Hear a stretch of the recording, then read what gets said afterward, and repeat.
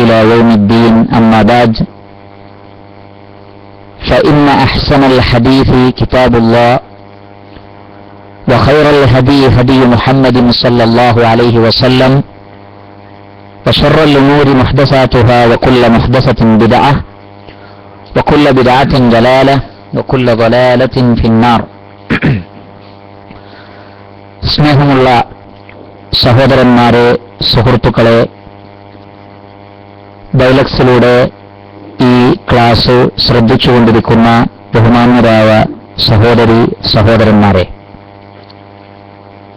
ഫദ്ലുൽ ഇൽമി വ ആദാബു തലബിഹി, അറിവിന്റെ ശ്രേഷ്ഠതയും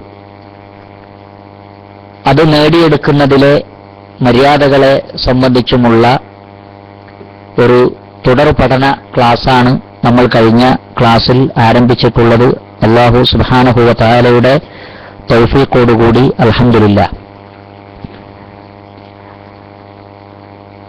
കഴിഞ്ഞ ക്ലാസ്സിൽ നമ്മൾ വിശദീകരിച്ച കാര്യത്തിന്റെ ഒരു ചെറിയ വിവരണം നൽകാൻ ഉദ്ദേശിക്കുകയാണ്. പുതിയ ആളുകൾക്കും അതുപോലെ തന്നെ കഴിഞ്ഞ ക്ലാസ്സിലുള്ള ആളുകൾക്കും ഒരു തുടർച്ച ലഭിക്കാൻ അത് സഹായകരമായി തീരും എന്ന് കരുതുകയാണ്. നമ്മൾ കഴിഞ്ഞ ക്ലാസ്സിൽ സൂചിപ്പിച്ച വിഷയം ഒറ്റ വിഷയമാണ്. ഒരൊറ്റ കാര്യം സമർത്ഥിക്കൽ മാത്രമാണ് നമ്മുടെ കഴിഞ്ഞ ക്ലാസിന്റെ ലക്ഷ്യം. അതിനുവേണ്ടി നമ്മൾ ഖുർആനിൽ നിന്നും ഹദീസുകളിൽ നിന്നും അതിന് തെളിവുകൾ കൊണ്ടുവന്നു എന്ന് മാത്രം. നമ്മൾ തെറ്റിദ്ധരിക്കേണ്ടതില്ല. എന്താണ്, ധാരാളം വിഷയങ്ങൾ സംസാരിച്ചില്ല, ഒറ്റ വിഷയമാണ്. ആ ഒരു വിഷയത്തെക്കുറിച്ച് പരിശുദ്ധ ഖുർആനിൽ വന്ന വ്യത്യസ്ത പരാമർശങ്ങളെ നമ്മൾ ചർച്ച ചെയ്യുകയാണ് ചെയ്തിട്ടുള്ളത്. ആ വിഷയം എന്താണ്? മനുഷ്യൻ എന്ന ജീവി, ഇൻസാൻ. ആ മനുഷ്യൻ എന്ന ജീവി ഇൽമുമായി ബന്ധപ്പെട്ടാണ് അവന്റെ ശ്രേഷ്ഠത നിലകൊള്ളുന്നത്. അറിവിൽ നിന്ന് അവൻ മാറിയാൽ അവൻ മൃഗതുല്യനാണ്, അവൻ അക്രമിയായിത്തീരും, അനീതി ചെയ്യുന്നവനായിത്തീരും എന്ന ആശയമാണ് നമ്മൾ കഴിഞ്ഞ ക്ലാസ്സിൽ സൂചിപ്പിക്കാൻ ഉദ്ദേശിച്ചിട്ടുള്ളത്. ആ ഒരൊറ്റ പോയിന്റാണ് നമ്മുടെ വിഷയം. അതിന് നമ്മൾ പറഞ്ഞ ഒന്നാമത്തെ തെളിവ് സൂറത്തുൽ ബഖറയിലെ 31-ാമത്തെ ആയത്താണ്. സൂറത്തുൽ ബഖറയിലെ 31-ാമത്തെ ആയത്ത്. വഅല്ലമ ആദമൽ അസ്മാഅ കുല്ലഹാ സുമ്മ അറദഹും അലൽ മലായിക ഫഖാല അൻബിഊനി ബിഅസ്മാഇ ഹൗലാഇ ഇൻ കുൻതും സാദിഖീൻ. ഈ വചനം സൂറത്തുൽ ബഖറയിലെ 31-ാമത്തെ ആയത്ത്. 4 പോയിന്റുകൾ ഈ ആയത്തിൽ നിന്ന് അറിവുമായി ബന്ധപ്പെട്ട് മനസ്സിലാക്കാമെന്ന് നമ്മൾ പറയുകയുണ്ടായി. നിങ്ങളിൽ ആർക്കെങ്കിലും ഒരാൾക്ക് അത് പറയാൻ പറ്റുമോ? ഒരു പോയിന്റ് പറയാൻ പറ്റുമോ?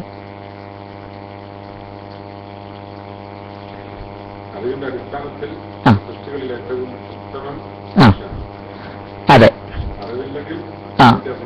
ആ വ്യത്യാസം ഉണ്ടാവില്ല എന്ന് പറഞ്ഞാൽ ഈ ആയത്തിൽ നിന്ന് മനസ്സിലാവുന്ന 4 പോയിന്റ് ഞാനൊന്ന് ചുരുക്കത്ത് പറഞ്ഞുതരാം. 4 പോയിന്റുകൾ. അതിൽ ഒന്നാമത്തെ പോയിന്റ്, രക്തം ചിന്തുകയും കുഴപ്പമുണ്ടാക്കുകയും ചെയ്യുന്നവരെയാണോ ഭൂമിയിൽ നീ സൃഷ്ടിക്കാൻ പോകുന്നത് എന്ന മലക്കുകളുടെ ചോദ്യത്തിന് അള്ളാഹു നൽകുന്ന മറുപടി നിങ്ങൾക്കറിയാത്തത് എനിക്കറിയാം എന്ന് പറഞ്ഞുകൊണ്ടാണ്. ഇന്നി ആലമു മാലാത്താലമു. അതിൽപ്പെട്ടതാണെന്ത്? മനുഷ്യരിൽ നിന്നാണ് അമ്പിയാക്കൾ ഉണ്ടാവാൻ പോകുന്നത്, റസൂലുകൾ ഉണ്ടാവാൻ പോകുന്നത്, സിദ്ദീഖുകൾ, ശുഹദാക്കൾ, സ്വാലിഹുകൾ, അഹ്ലുൽ ഇൽമുപ്പെട്ട വലിയ പണ്ഡിതന്മാരായ ആളുകൾ. അങ്ങനെ സൃഷ്ടികളിൽ ഏറ്റവും മഹത്വമുള്ളവർ ആരിൽ നിന്നാണ് ഉണ്ടാവാൻ പോകുന്നത്? മനുഷ്യരിൽ നിന്നാണ്. ഇതാണ് ആ സൂറത്തുൽ ബഖറയിലെ 31-ാമത്തെ ആയത്തിൽ നിന്ന് നമുക്ക് ലഭിക്കുന്ന ഒരു പോയിന്റ്, അല്ലെങ്കിൽ അതിന്റെ തൊട്ടു മുമ്പും അതിന് ശേഷവുമുള്ള വചനങ്ങളിൽ നിന്ന് നമുക്ക് ലഭിക്കുന്ന പോയിന്റിൽ ഒന്ന് അതാണ്. സിദ്ദീഖുകൾ, ശുഹദാക്കൾ, അംബിയാക്കൾ, സ്വാലിഹുകൾ എന്നിവർ ഉണ്ടാവും. ഒരു പോയിന്റ് അത് നിങ്ങളുടെ ശ്രദ്ധയിലുണ്ടാവണം. രണ്ടാമത്തെ പോയിന്റ്, മലക്കുകൾക്കൊരു കരുതലുണ്ടായിരുന്നു, ഞങ്ങളെക്കാൾ മഹത്വമുള്ള ഒരു സൃഷ്ടിയെ അല്ലാഹു സൃഷ്ടിക്കുകയില്ല എന്ന്. പക്ഷെ അല്ലാഹു സുബ്ഹാനഹു വ തആല ആദം അലൈഹിസ്സലാത്തു വസ്സലാമക്ക് എല്ലാ കാര്യങ്ങളുടെയും പേര് പഠിപ്പിച്ചു കൊടുത്തു. അത് മലക്കുകളോട് പറയാൻ വേണ്ടി ആവശ്യപ്പെട്ടപ്പോൾ മലക്കുകൾക്ക് തോൽവി സമ്മതിക്കേണ്ടി വന്നു. അപ്പോൾ അവർക്ക് മനസ്സിലായി ശ്രേഷ്ഠത എന്നത് അറിവാണ്, അത് ഞങ്ങളെക്കാൾ കൂടുതൽ ആദം നബിക്ക് തന്നെയാണുള്ളത്. ഈ ഒരു കാര്യവും അറിവിന്റെ ശ്രേഷ്ഠതയുമായി ബന്ധപ്പെട്ട് ഈ വചനത്തിൽ നിന്ന് നമുക്ക് മനസ്സിലാക്കാൻ സാധിക്കും. അങ്ങനെ അവർക്ക് ഇൽമിന്റെ വിഷയത്തിൽ മലക്കുകൾക്ക് തോൽവി സമ്മതിക്കേണ്ടി വന്നു. അതുപോലെ തന്നെ ഈ വചനങ്ങളിൽ നിന്ന് നമുക്ക് ലഭിക്കുന്ന സൂറത്തുൽ ബഖറയിലെ 30, 31, 32, 33 വചനങ്ങളിൽ നിന്ന് ലഭിക്കുന്ന മറ്റൊരു പോയിന്റ്, ആദം അലൈഹിസ്സലാത്തു വസ്സലാമയുടെ കഴിവ് തെളിയിക്കാൻ വേണ്ടി അള്ളാഹു തീരുമാനിച്ചപ്പോ അള്ളാഹു അദ്ദേഹത്തിൽ ഏറ്റവും ശ്രേഷ്ഠമായതായി അള്ളാഹു പ്രകടിപ്പിക്കാൻ ഉദ്ദേശിച്ചത് എന്തിനെയാണ്? അറിവിനെയാണ്, വിജ്ഞാനത്തെയാണ്.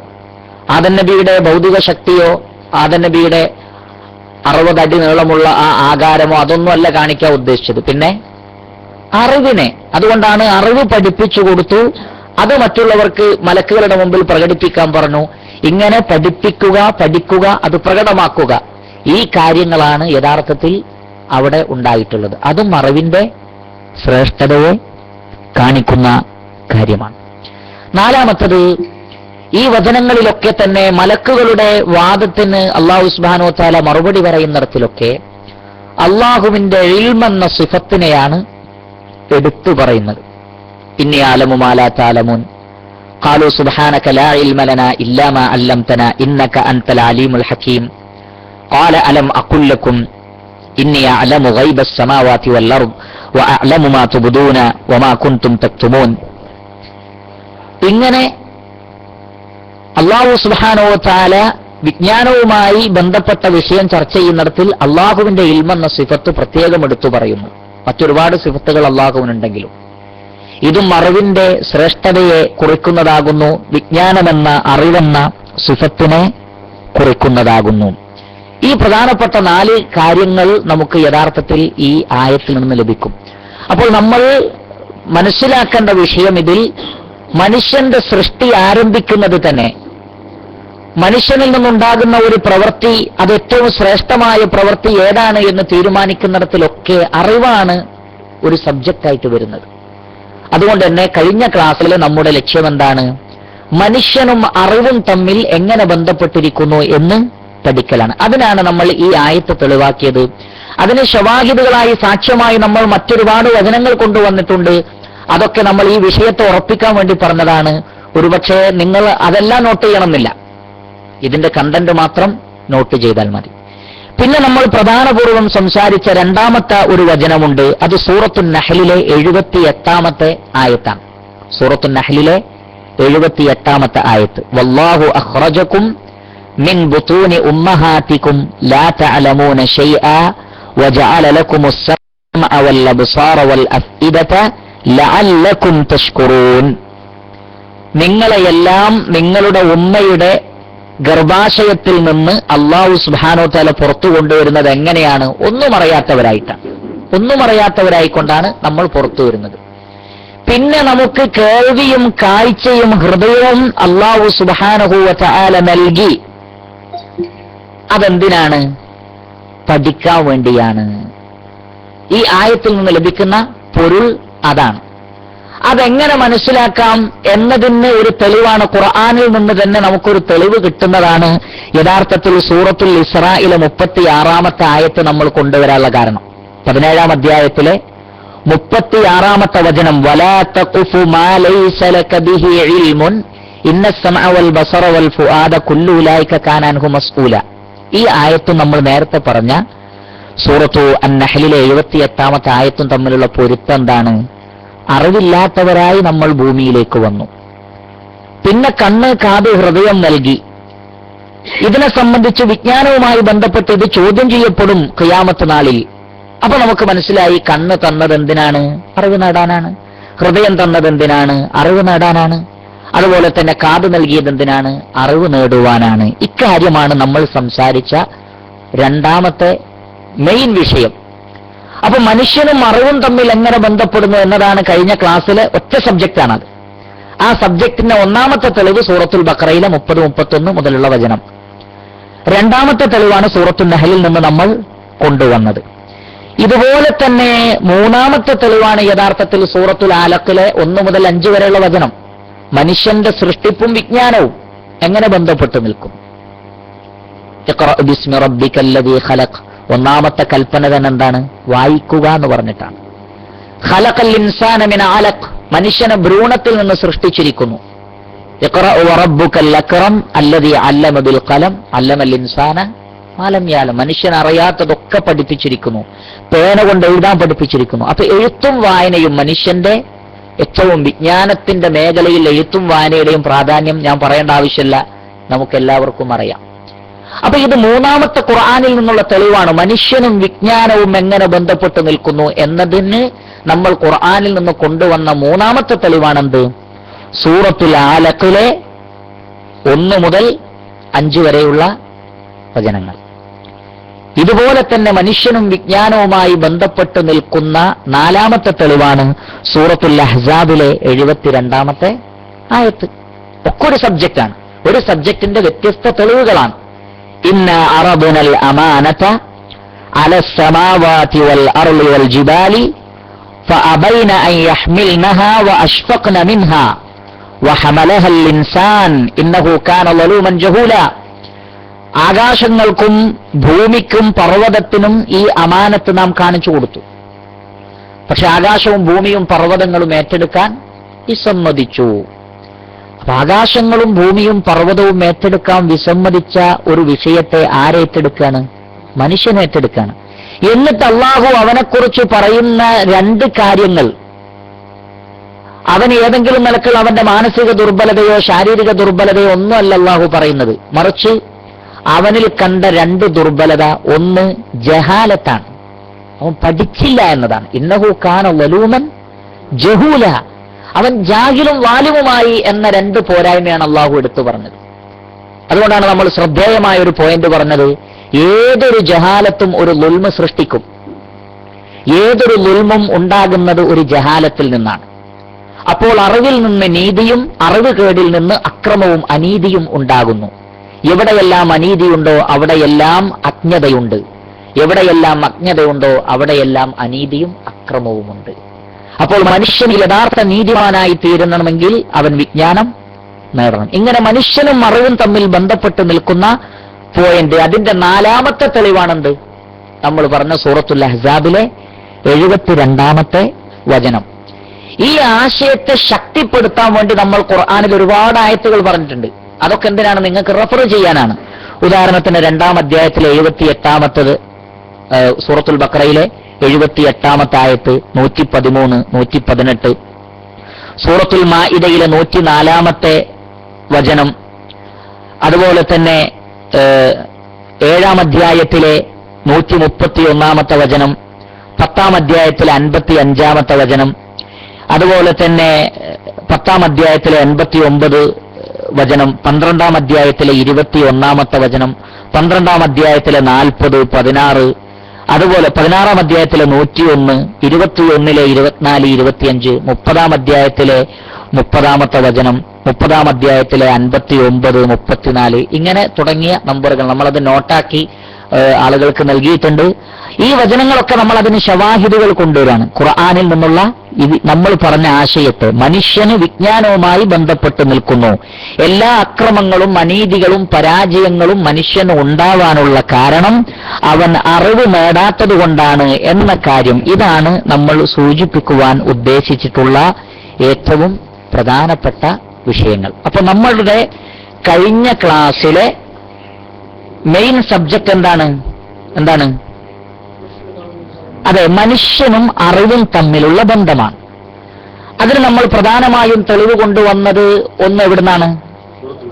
സൂറത്തുൽ ബഖറയിലെ 31ാമത്തെ ആയത്ത്. 2-ാമത്തെ തെളിവ് സൂറത്തുൻ നഹ്ലിലെ 78ാമത്തെ വചനം. ശരി, ഇനി 3-ാമത്തത് സൂറത്തുൽ അലഖിലെ 1 മുതൽ 5 വരെയുള്ള വചനങ്ങൾ. 4-ാമത്തത് സൂറത്തുൽ അഹ്സാബിലെ 72ാമത്തെ വചനം. പിന്നെ നമ്മൾ നേരത്തെ നമ്പർ പറഞ്ഞ എല്ലാം കൂടിയാൽ നമ്മുടെ മുമ്പിൽ ഒരു സബ്ജക്റ്റ് കിട്ടും. എന്താണ്? മനുഷ്യൻ അറിവിൽ നിന്ന് വിട്ടുനിൽക്കാൻ സാധ്യമല്ല. ഇനി ഇൻഷാ അല്ലാഹ് ഇന്നത്തെ ക്ലാസ്സിൽ അറിവും സത്യവിശ്വാസിയും തമ്മിൽ എങ്ങനെ ബന്ധപ്പെട്ട് നിൽക്കുന്നു, ഇതാണ് നമ്മുടെ ചർച്ച.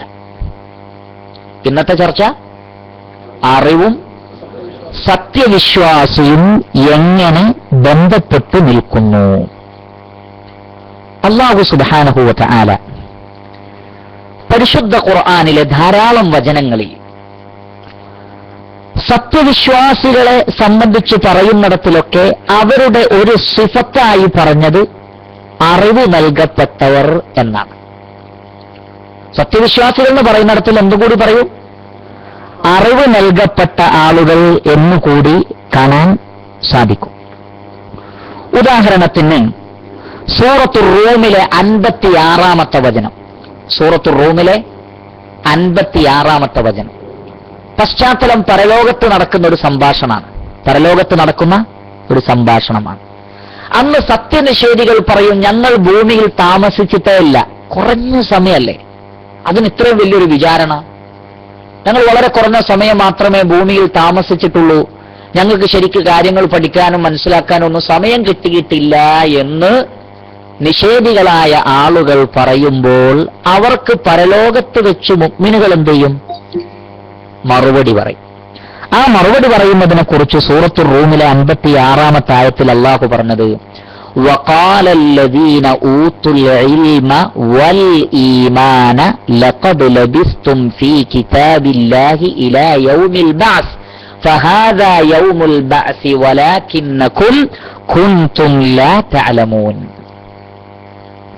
وقال الذين اوتوا العلم, അന്ന് അറിവ് നൽകപ്പെട്ടവർ പറയും, വൽ ഈമാന, ഈമാൻ നൽകപ്പെട്ടവരും പറയും. അപ്പൊ അറിവ് നൽകപ്പെട്ടവൻ, ഈമാൻ നൽകപ്പെട്ടവൻ, ഇത് ഒരുമിച്ച് അല്ലാഹു സുബ്ഹാനഹു വ തആല പ്രയോഗിച്ചത് നമ്മൾ പരിശുദ്ധ ഖുർആനിൽ കാണുന്നു. വഖാലല്ലദീന ഊത്തുൽ ഇൽമ വൽ ഈമാന, ഇൽമും ഈമാനും നൽകപ്പെട്ടവർ, ഇത് രണ്ടും പരസ്പര പൂരകങ്ങളാണ്. സത്യവിശ്വാസി ഇൽമുള്ളവനാണ്, ഇൽമുള്ളവൻ സത്യവിശ്വാസിയാണ്. എന്നിട്ട് അവർ നൽകുന്ന മറുപടിയിൽ പ്രത്യേകം ഒരു കാര്യം പറയുന്നുണ്ട്. അത് അവസാനത്തിൽ കാണാം. നിങ്ങൾ ഭൂമിയിൽ ജീവിച്ചിട്ടുണ്ട്, നിങ്ങൾ നിഷേധിച്ചിട്ട് കാര്യമില്ല. ലഖദ് ലബിസ്തും ഫീ കിതാബില്ലാഹി ഇലാ യൗമിൽ ബഅസ്, ഖിയാമത്ത് നാൾ വരെ നിശ്ചയിക്കപ്പെട്ട ഒരു സമയത്ത് ഭൂമിയിൽ അതിന്റെ വ്യത്യസ്ത കാലയളവുകളിൽ നിങ്ങൾ ഭൂമിയിൽ താമസിച്ചിട്ടുണ്ട്. പക്ഷെ വലാകിന്നകും കുൻതും ലാ തഅലമൂൻ, നിങ്ങൾ അറിവില്ലാത്തൊരു ജനതയായിരുന്നു, നിങ്ങൾക്ക് ഇൽമുണ്ടായിരുന്നില്ല, നിങ്ങൾ പഠിച്ചില്ല, നിങ്ങൾ മനസ്സിലാക്കിയില്ല. അതാണ് വിഷയം. അപ്പൊ ഇവിടെ നമ്മുടെ വിഷയം ഈമാനുമായി ബന്ധപ്പെട്ട് ചർച്ച ചെയ്യുന്നിടത്തിൽ അല്ലാഹു ഇൽമ് പ്രത്യേകം പറയുന്നു. അതിനുള്ള തെളിവ് സൂറത്തുർ റൂമിലെ 56-ാമത്തെ ആയത്താണ്. മറ്റൊരു തെളിവ് ഞാൻ നിങ്ങൾക്ക് തരുന്നത് സൂറത്തുൽ മുജാദലയിലെ 11-ാമത്തെ ആയത്താണ്. നമ്മളെപ്പോഴും കേൾക്കാറുള്ള വചനമാണ്. അതിന്റെ അവസാന ഭാഗത്ത് കാണാം, യർഫഇല്ലാഹുല്ലദീന ആമനൂ മിൻകും വല്ലദീന ഊതുൽ ഇൽമ ദറജാത്തിൻ. യർഫഇല്ലാഹുല്ലദീന ആമനൂ മിൻകും, നിങ്ങളിൽ നിന്നുള്ള സത്യവിശ്വാസികളായ ആളുകളുടെ ദറജ അല്ലാഹു എന്ത് ചെയ്യും? ഉയർത്തും. തീർന്നില്ല, വല്ലദീന ഊതുൽ ഇൽമ, ഇൽമു നൽകപ്പെട്ടവരുടെയും. അപ്പൊ അറിവ് നൽകപ്പെട്ടവരുടെയും ഈമാൻ ലഭിച്ചവരുടെയും ദറജ അല്ലാഹു എന്ത് ചെയ്യും? ഉയർത്തും, വർദ്ധിപ്പിക്കും. ഇവിടെയും അല്ലാഹു സുബ്ഹാനഹു വ തആല സത്യവിശ്വാസി മുഅ്മിൻ എന്നിടത്ത് ഉപയോഗിച്ച മറ്റൊരു വാക്കാണ്, അവരുടെ ഒരു വിശേഷണമാണെന്ത്?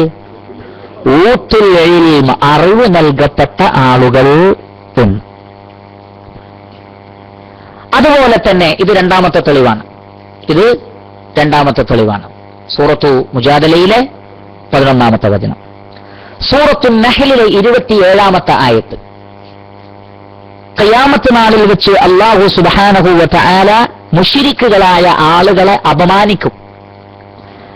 അങ്ങനെ അപമാനിക്കുന്ന സന്ദർഭത്തിൽ ഖാലല്ലദീന ഊതുൽ ഇൽമ ഇന്നൽ ഖിസ്യൽ യൗമ വസ്സൂഅ അലൽ കാഫിരീൻ. അന്ന് അറിവ് നൽകപ്പെട്ടവർ പറയും, എന്ത്? തീർച്ചയായും ഇന്നേ ദിവസം അപമാനം കാഫിറുകൾക്കാകുന്നു. അവിടെ സത്യവിശ്വാസികളുടെ പര്യായപദമായി അള്ളാഹു ഉപയോഗിച്ച വാക്കെന്താണ്? ഊത്തുൽ ഇൽമ, അറിവ് നൽകപ്പെട്ടവർ പറയും എന്നാണ്. അപ്പൊ ചില സ്ഥലത്ത് ഈമാനും അഹ്ലുൽ ഇൽമും അറിവുള്ള ആളുകളും എന്ന് അല്ലാഹു സുബ്ഹാനഹു വ തആല ചേർത്ത് പറയുന്നു. ചില സ്ഥലത്ത് മുഅ്മിൻ എന്ന വാക്ക് തന്നെ ഉപയോഗിക്കാതെ ഊത്തുൽ ഇൽമ, അറിവ് നൽകപ്പെട്ടവൻ, അവനാണ് മുഅ്മിൻ എന്ന രൂപത്തിൽ പരിശുദ്ധ ഖുർആൻ സംസാരിക്കുന്നു. അതിന്റെ ഒരു തെളിവ് സൂറത്തുൻ നഹ്ലിലെ 27-ാമത്തെ ആയത്താണ്. അതുപോലെ തന്നെ സൂറത്തുൽ ഖസസിൽ 80-ാമത്തെ ആയത്ത്, സൂറത്തുൽ ഖസസിലെ 80-ാമത്തെ ആയത്ത്, അവിടെ ഭൂമിയിൽ വെച്ച് ഖാറൂനിന്റെ സുഖസൗകര്യങ്ങൾ കണ്ട് ഞങ്ങൾക്കിതുപോലെ ലഭിച്ചില്ലല്ലോ എന്ന് ദുഃഖം പ്രകടിപ്പിക്കുന്ന ആളുകൾക്ക് അന്ന് മറുപടി പറയുന്ന സത്യവിശ്വാസികളുണ്ട്. ഏത് രംഗത്തും സത്യനിഷേധികൾക്ക് മറുപടി പറയുന്നത് ആരാ? സത്യവിശ്വാസികൾ. അത് നിങ്ങൾ ശ്രദ്ധിച്ചാൽ കാണാം. ഒന്ന്, ഭൂമിയിൽ വെച്ച് നടക്കുന്ന ഒരു സംഭവമാണ്. ഭൂമിയിൽ വെച്ച് നടക്കുന്ന സംഭവം. വഖാലല്ലദീന ഊത്തുൽ ഇൽമ, അറിവ് നൽകപ്പെട്ടവർ പറഞ്ഞു. ആരോട്? ഖാറൂനിനെ പോലെ ഞങ്ങൾക്ക് കിട്ടിയില്ലല്ലോ ദുനിയാവിന്റെ സമ്പത്ത്. അപ്പൊ ദുനിയാവിന്റെ സമ്പത്താണ് വലുത് എന്ന് കരുതിയ ആളുകൾക്ക് മറുപടി പറയുന്നത് വിജ്ഞാനമുള്ള ആളുകളാണ്. കാരണം അറിവാണ് ഏറ്റവും വലിയ സമ്പത്ത് എന്ന് തിരിച്ചറിഞ്ഞ് ആ അറിവിന്റെ ആളുകളായി തീർന്നവരാണ് അവർ. അതുകൊണ്ട് തന്നെ ദുനിയാവിലെ പല ആളുകളുടെയും സമ്പത്ത് കണ്ട് അതുപോലെ ഞങ്ങൾക്ക് കിട്ടിയില്ലല്ലോ എന്ന് വാദിക്കുന്നവർക്ക് ഈമാനുള്ളവരാണ് മറുപടി പറയുന്നത്. പരലോകത്തും മറുപടി പറയുന്ന ആര് തന്നെ? നമ്മൾ നേരത്തെ പറഞ്ഞ ഊത്തുൽ ഇൽമാണ്. എന്ന് പറഞ്ഞാൽ എവിടെയും ഏതൊരു വിദണ്ഡവാദത്തിനും ഏതൊരു അജ്ഞത കലർന്ന സംസാരത്തിനും കൃത്യമായ മറുപടി പറയാനുള്ള ആധികാരികമായ സുൽത്താൻ ആർക്ക് മാത്രമേ ഉള്ളൂ? ഊത്തുൽ ഇൽമിന് മാത്രമേ ഉള്ളൂ. ഖബറിൽ വെച്ച് മറുപടി പറയുന്നതും ആര് തന്നെ? ഊത്തുൽ ഇൽമാണ്. മുനാഫിക്കുകളോട് അല്ലാഹു പറഞ്ഞയക്കുന്ന മലക്കുകൾ ചോദിക്കും, നിന്റെ റബ്ബാരാണ്? ഞങ്ങൾക്കറിയില്ല, ആളുകൾ പലതും പറയുന്ന കേട്ടു, ഞങ്ങളും പറഞ്ഞു എന്നല്ലാതെ ഞങ്ങൾക്ക് കൃത്യമായ ഒരു ധാരണ ഇല്ല. നിങ്ങളുടെ മതമേതാണ്? നിങ്ങളുടെ വേദഗ്രന്ഥം ഏതാണ്? ഈ മനുഷ്യനെ കുറിച്ച് റസൂലുള്ളാഹിനെ കാണിച്ചിട്ട് നിങ്ങൾ എന്താണ് പറഞ്ഞത്? അപ്പൊ അവർ പറയൊന്നും ഞങ്ങൾക്കറിയില്ല. അവിടെ മലക്കുകൾ അവരോട് പറയുന്നൊരു വാക്കുണ്ട്, വമാ ദറൈത വമാ തലൈത. നിങ്ങൾ പഠിച്ചതുമില്ല, ഓതി നോക്കിയതുമില്ല. അതാ പ്രശ്നം. നിങ്ങൾ പഠിച്ചില്ല, വ്യക്തിപരമായി പഠിക്കാൻ നിങ്ങൾ തയ്യാറായില്ല, അതുകൊണ്ട് നിങ്ങൾക്ക് യഖീനായ ഇൽമ് കിട്ടിയില്ല. അതാണ് നിങ്ങളുടെ പ്രശ്നം. എന്നാൽ സത്യവിശ്വാസികൾ ഉടനെ മറുപടി അറിയും. നിങ്ങളുടെ റബ്ബാരാണ്? അല്ലാഹ്. നിങ്ങളുടെ മതമേതാണ്? ഇസ്ലാം. ഇതാരാണ്? അത് മുഹമ്മദ് നബി. അപ്പൊ മലക്കുകൾ ചോദിക്കുന്ന ഒരു ചോദ്യമുണ്ട്, നിങ്ങൾക്കിതെങ്ങനെ മനസ്സിലായി? അന്ന് ഖബറിൽ വെച്ച് നമ്മളുടെ മറുപടി, ഖറഅതു കിതാബല്ലാഹ്, ഞാൻ അല്ലാഹുവിന്റെ ഖുർആൻ വായിച്ചു, വഅല്ലംതു വതഅല്ലംതു, ഞാൻ പഠിച്ചു. അപ്പൊ ഖുർആൻ ഓതി ഞാൻ പഠിച്ചു, അതുകൊണ്ട് എനിക്ക് മറുപടി പറയാൻ പറ്റുന്നു. മറ്റവരോട് മലക്കൾ പറഞ്ഞ് ഞങ്ങൾ ഓതി നോക്കിയാൽ ഞങ്ങൾ പഠിച്ചതുമില്ല. അപ്പോൾ അറിവ് നൽകപ്പെട്ടവരാണ് എവിടെയും സംസാരിക്കാൻ യോഗ്യതയുള്ള ആളുകൾ. അവർ ദുനിയാവിൽ സത്യനിഷേധികൾക്ക് മറുപടി പറയും, ഖബറിൽ അവർ മലക്കുകളുടെ ചോദ്യത്തിന് നിഷ്പ്രയാസം ഉത്തരം പറയും, ഖിയാമത്ത് നാളിലും സത്യനിഷേധികളുടെ വിദണ്ഡവാദങ്ങൾക്ക് മറുപടി പറയുന്നത് ആര് തന്നെ? ഊത്തുൽ ഇൽമാണ്, അറിവ് നൽകപ്പെട്ടവരാണ്. അപ്പൊ സൂറത്തുൽ ഖസസിലെ 80-ാമത്തെ വചനത്തിൽ നമുക്ക് കാണാം, ദുനിയാവിൽ വെച്ച് മറുപടി പറയുന്നത് ആരാണ്? വഖാലല്ലദീന ഊത്തുൽ ഇൽമ വൈലക്കും സവാബുല്ലാഹ് ഖൈറുൽ ലിമൻ ആമന വഅമില സാലിഹാ വമാ യുലഖാഹാ ഇല്ല സാബിറൂൻ. ക്ഷമാലുക്കൾക്ക് മാത്രം ലഭിക്കുന്ന ഖൈറുണ്ട്, അതാർക്കാണ്? സത്യവിശ്വാസവും സൽക്കർമ്മവും സമ്പത്തായി കരുതുന്നവനാണ്. അതല്ലാതെ ദുനിയാവിന്റെ സമ്പത്താണ് വലിയ സമ്പത്തെന്ന് കരുതുന്നവൻ അതുപോലെ കിട്ടിയിട്ടില്ലെങ്കിൽ സങ്കടപ്പെടും. എന്നാൽ ശരിയായ തിരിച്ചറിവുള്ള ആളുകൾ, ഈമാൻ ഹൃദയത്തിൽ കടന്ന ആളുകൾക്കറിയാം, സത്യവിശ്വാസവും സൽക്കർമ്മവും ഇതിനേക്കാൾ വലിയ ഒരു സമ്പത്ത് വേറെ ഇല്ല.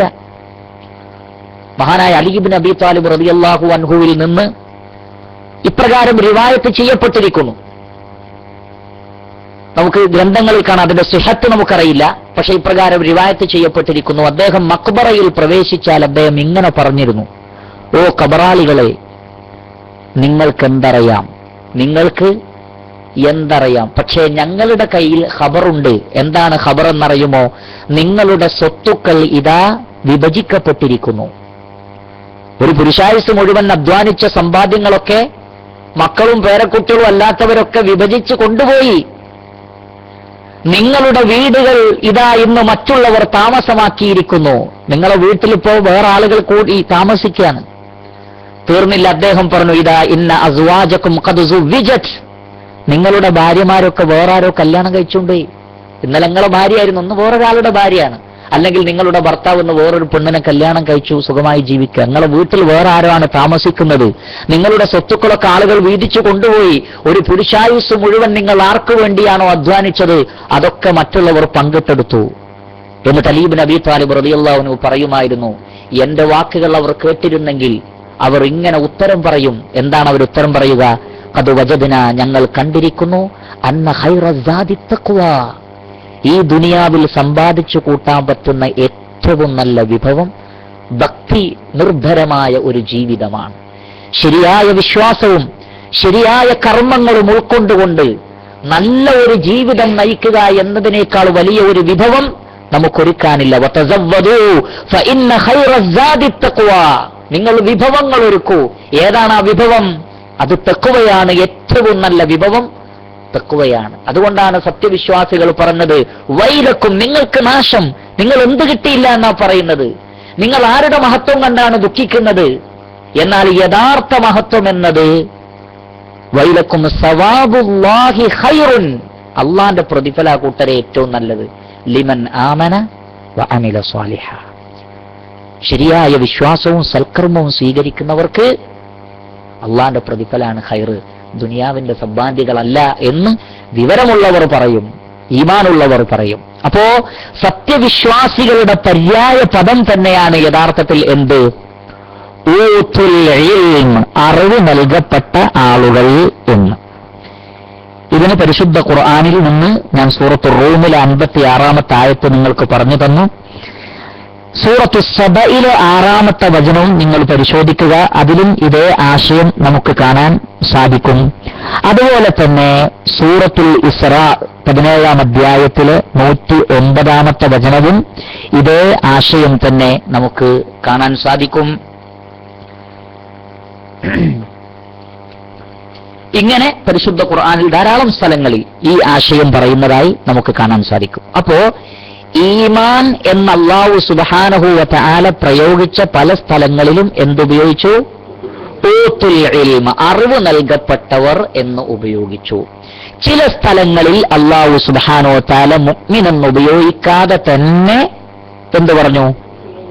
ഊതുൽ ഇൽമ എന്ന് മാത്രം പറഞ്ഞു. ഇനി നമ്മൾ പരിശോധിക്കുന്നത് എന്താണ് ഈമാനിനെയും ഊതുൽ ഇൽമിനെയും ഒരുമിച്ച് ചേർത്ത് പറയാനുള്ള കാരണം. നിങ്ങൾ ശരിക്കും ശ്രദ്ധിക്കണം. ക്ലാസ്സിന് അവസാനം ഞാനിതൊക്കെ ചോദിക്കും ഇൻഷാ അല്ലാഹ്. എന്തുകൊണ്ടാണ് ഇൽമിനെയും ഈമാനിനെയും ചേർത്തു പറഞ്ഞത്? ചിലയിടങ്ങളിൽ ഈമാനിന്റെ പകരമായി ഊതുൽ ഇൽമ് എന്ന് മാത്രം പറഞ്ഞു. ഇതിനുള്ള കാരണം എന്താണ്? അത് പരിശോധിച്ചാൽ സൂറത്തുൽ ഹജ്ജിലെ 22-ാം അധ്യായം, സൂറത്തുൽ ഹജ്ജിലെ 53, 54, 55 തുടങ്ങിയ വചനങ്ങൾ, ആ വചനങ്ങളിൽ നിന്ന് നമുക്ക് മനസ്സിലാക്കാൻ സാധിക്കും. 52, 53, 54 വചനങ്ങളിൽ നിന്ന് ഈമാനും ഇൽമും തമ്മിൽ എങ്ങനെ ബന്ധപ്പെട്ടു നിൽക്കുന്നു എന്ന് മനസ്സിലാക്കാൻ സാധിക്കും.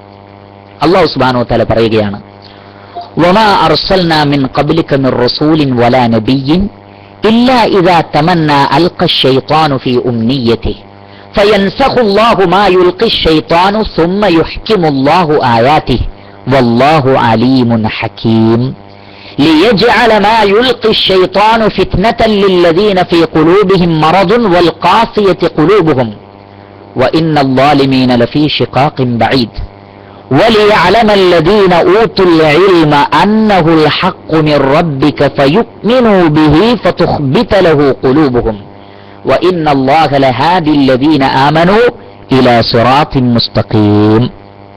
3 വചനങ്ങളാണ്.